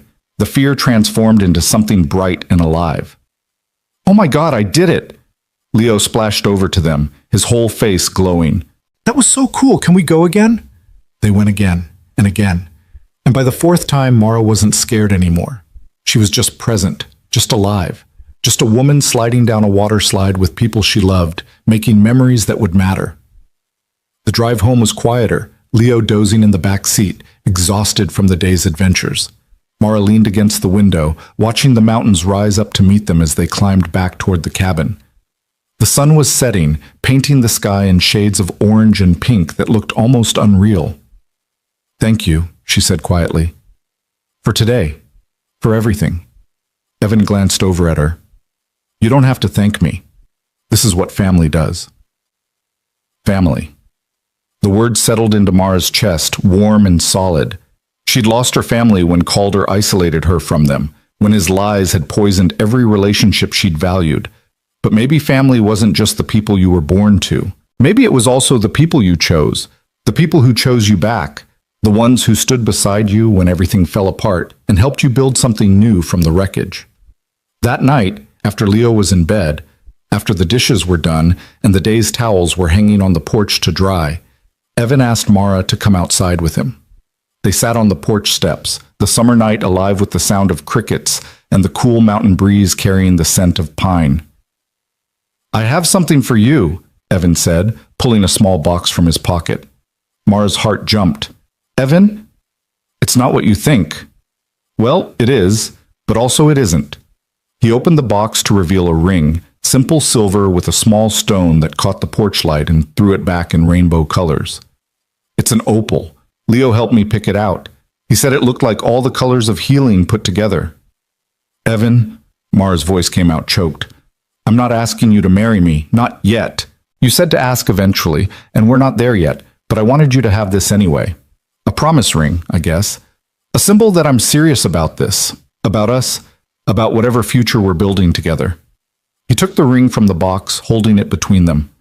No pressure, no expectations, just a reminder that you're loved, Mara, completely and without conditions.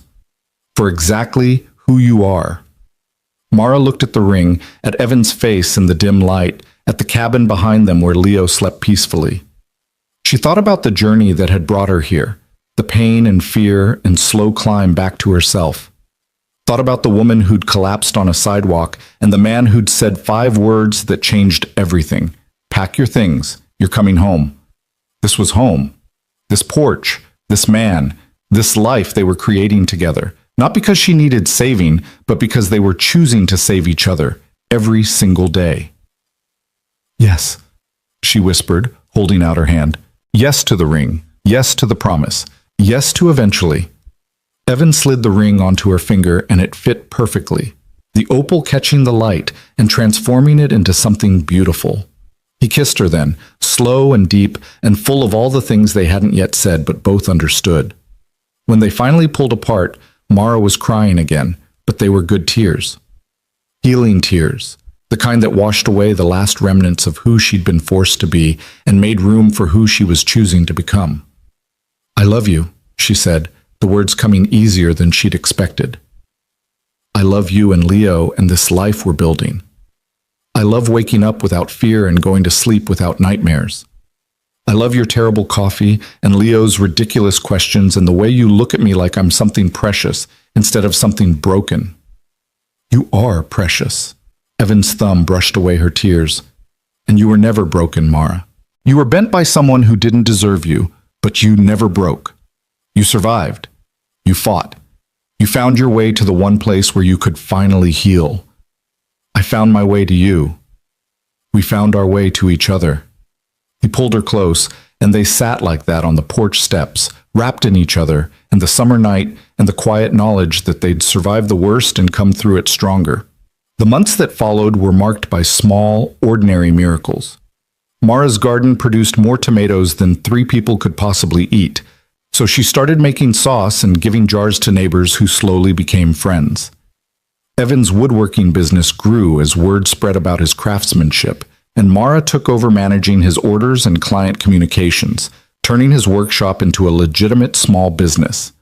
Leo started 3rd grade and proudly told everyone that his dad had a girlfriend now, which always made Mara blush and Evan grin. In September, they got a letter from Dr. Patterson at the treatment facility. Calder had successfully completed the intensive 6-month program and was transitioning to outpatient care. He'd signed over the Richmond house to Mara completely, along with a settlement that was generous without being overwhelming. The letter included a note from Calder himself, brief, carefully worded, probably reviewed by multiple therapists. Mara, I don't expect forgiveness, and I don't deserve it. I'm writing only to let you know that I take full responsibility for the pain I caused you. I'm working every day to become someone who would never hurt another person the way I hurt you. I hope you found the peace and safety you deserve. I hope you're building the life I should have helped you build instead of tearing you down. I won't contact you again unless you initiate it. Be well. Calder. Mara read the letter twice, then set it aside. She felt nothing. No anger, no fear, no satisfaction. Just a quiet acknowledgement that this chapter was truly, finally closed. Calder was getting help. Good. He was leaving her alone. Better. She was free to move forward without his shadow following her. You okay? Evan asked, watching her face. I'm okay. And she was. More than okay. She was healing. She was whole. She was home. That winter, as snow began to fall on the mountains and Leo started his Christmas wish list that somehow included 17 items all related to dragons, Evan asked Mara a question she'd been expecting for months. They were in the kitchen, where all their most important conversations seemed to happen, making dinner together. Leo was at a friend's house for a sleepover, which was rare and precious. The house felt different with just the 2 of them, more intimate, more adult. Evan had made a nice dinner, had even bought wine from the store in town, and Mara had known something was coming. Remember when I said I'd ask eventually? Evan set down the wooden spoon he'd been using to stir pasta sauce. Mara's heart started beating faster. I remember. I think eventually is now. He pulled a small box from his pocket, different from the promise ring box, but similar. I've been thinking about what you said at the water park, about not letting fear make your decisions. And I realized I've been letting fear make mine too. Fear that it was too soon, that I was dishonoring Sarah's memory, that I didn't deserve to be this happy again. He opened the box to reveal a ring, simple gold with 3 small diamonds. But then I remember that Sarah made me promise not to let grief make me hollow. And loving you doesn't make me hollow. It makes me whole again. Mara's eyes filled with tears. You know, Leo, Evan continued, a smile playing at his lips. You know my coffee is terrible, and I sometimes work too late, and I still have moments where I miss Sarah so much I can't breathe. You know I'm not perfect, that this life isn't perfect, that we're both carrying scars that will probably never fully fade. He took her hand, the one already wearing the promise ring. But here's what I know about you. You're strong enough to survive hell and brave enough to trust again. You make Leo laugh, and you make me remember what joy feels like. You turn tomatoes into sauce, and my chaos into order, and this house into a home. He met her eyes. Marry me, Mara. Not because you need protection or I need saving, but because we choose each other every day for all the days we have left. Mara looked at the ring, at Evan's face, at the kitchen where they'd had so many conversations, where she'd learned to speak again, where she'd slowly remembered what it felt like to be loved without fear. She thought about the woman she'd been 9 months ago, dying on a sidewalk, voiceless and hopeless. Thought about the woman she was now, gardener, cook, partner, almost mother to a boy who believed cows plotted world domination. Yes, she said, her voice strong and clear. Yes, I'll marry you. Yes to all of it. Evan slid the ring onto her finger beside the opal, and it fit perfectly, like it had been waiting for her all along. Then he kissed her, and the pasta sauce started to burn, and they both started laughing because of course it did, because life was messy and imperfect, and sometimes things burned while you were busy being happy. They got married in the spring, almost exactly a year after Mara had first arrived at the cabin. It was a small ceremony in the backyard under the apple tree that was just starting to bloom. Leo was the ring bearer, taking his job with the kind of serious dedication usually reserved for presidential inaugurations. A handful of neighbors came, and Evan's brother drove up from Tennessee, and somehow Sheriff Tompkins showed up with his wife and a casserole and a sheepish apology for not believing Mara sooner. Sarah's sister came too, bringing photographs and stories, and the blessing that Evan had been afraid to ask for but desperately needed. She would have loved you, she told Mara, holding both her hands. She would have been so happy that Evan found someone who makes him smile like this again. Mara wore a simple white dress she'd bought at a boutique in town. Nothing fancy, nothing expensive. Evan wore a suit he'd owned for years but had tailored to fit better. Leo wore khakis and a button-down shirt and lasted approximately 45 minutes before declaring formal wear to be the worst invention in human history and changing into his regular clothes. There was no DJ, no elaborate reception, no stress about seating charts or color schemes. Just neighbors and food and music from someone's iPhone and dancing in the grass as the sun set over the mountains. Mara danced with Evan, with Leo, with Evan's brother who told embarrassing stories about Evan's childhood, with Sheriff Tompkins who apologized again and promised to do better. At the end of the night, after the guests had left and Leo was asleep upstairs still wearing his khakis because he'd fallen asleep before finishing his clothing protest, Evan and Mara stood on the porch looking out at their land. Mrs. Reyes, Evan said, testing out the name. That's me. Mara leaned into his warmth. Though I'm keeping Ellison professionally, the garden business is registered under that name now. The garden business that consists of you giving away free vegetables to half the county? It's a work in progress. Eventually I'll charge money, probably. Uh-huh. They stood in comfortable silence, watching the stars come out one by one over the mountains. Somewhere in the forest, an owl called. In the house behind them, Leo murmured something in his sleep about dragons and vegetables. Do you ever think about her? Mara asked quietly. About what she'd think of all this. Evan was quiet for a moment. Every day, but not in the way you might think. I think about how she loved fully, without reservations, without fear. How she'd be angry if I'd let her death turn me into someone who was afraid to love again. He looked down at Mara. I think she'd be happy. I think she'd tell me I chose well. And I think she'd tell you that you saved us as much as we saved you. Did I? Leo hasn't had a nightmare about losing his mom in months. I haven't spent a night sitting in the workshop staring at wood. I couldn't bring myself to work. This house feels alive again instead of like a museum to grief. Evan kissed the top of her head. Yeah, Mara, you saved us.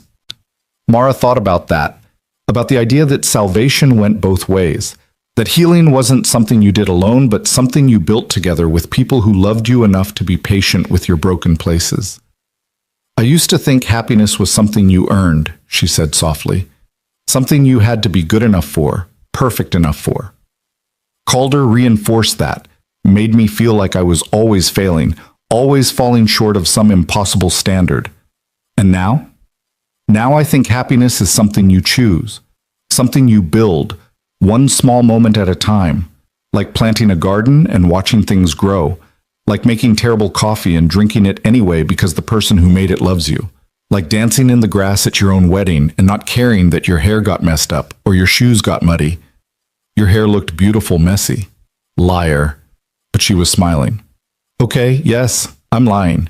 You had grass in your hair and Leo stepped on your dress at least twice. You were a disaster. Evan grinned.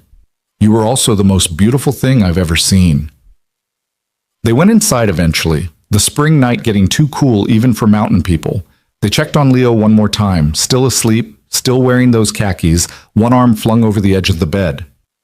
They turned off lights and locked doors and made their way to the bedroom that was now officially theirs together, not just Evan's with Mara visiting.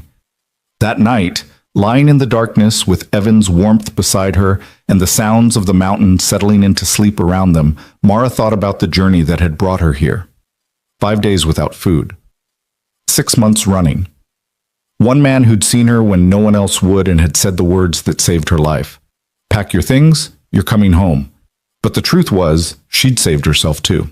Had found the strength to survive, to keep going, to trust again when trust seemed impossible. Had chosen healing over bitterness, hope over despair, love over the fear that she'd never deserve it. Evan, she whispered into the darkness. Do you think he'll come back? Calder. Do you think he's really changed, or do you think someday he'll show up again? Evan was quiet for a moment, his hand finding hers under the covers. I don't know. Maybe he has changed. Maybe seeing himself clearly for the first time broke something open in him that needed breaking. Or maybe he's just better at hiding now. He squeezed her hand. But here's what I know for sure. If he does come back, he's not getting you.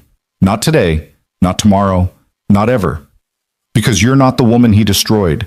You're the woman who survived him, who rebuilt herself, who became stronger in all the broken places. We became stronger, Mara corrected. All three of us. Together. Together, Evan agreed. Outside, the wind moved through the trees with a sound like breathing. Inside, the Reyes family slept. A man who'd lost his wife but found love again.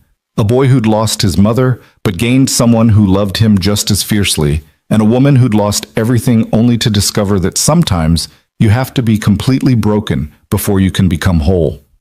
They'd all been broken in different ways. All been scarred by loss and pain and the particular cruelty of a world that took more than it gave. But they'd found each other in their brokenness, had built something new from the fragments of their shattered lives. Not because someone rescued them, though rescue had played its part, but because they'd chosen to rescue each other every single day. In small ways and large. In morning coffee and bedtime stories and gardens that grew despite the rocky soil. In promises kept and fears faced and love given without conditions or expectations. This was what healing looked like. Not perfect, not without scars, but real and hard-won and absolutely worth fighting for. Mara closed her eyes and let sleep take her, secure in the knowledge that when she woke, she'd wake to sunlight and Evan's smile and Leo's inevitable question about whether cereal counted as soup and why or why not. She'd wake to a life she'd chosen, in a home she'd helped build, with people who loved her not despite her broken places but including them. She'd wake to her life, her real life, the one she'd almost given up on but had somehow, impossibly, been brave enough to claim. And that, more than anything, was enough. More than enough. It was everything.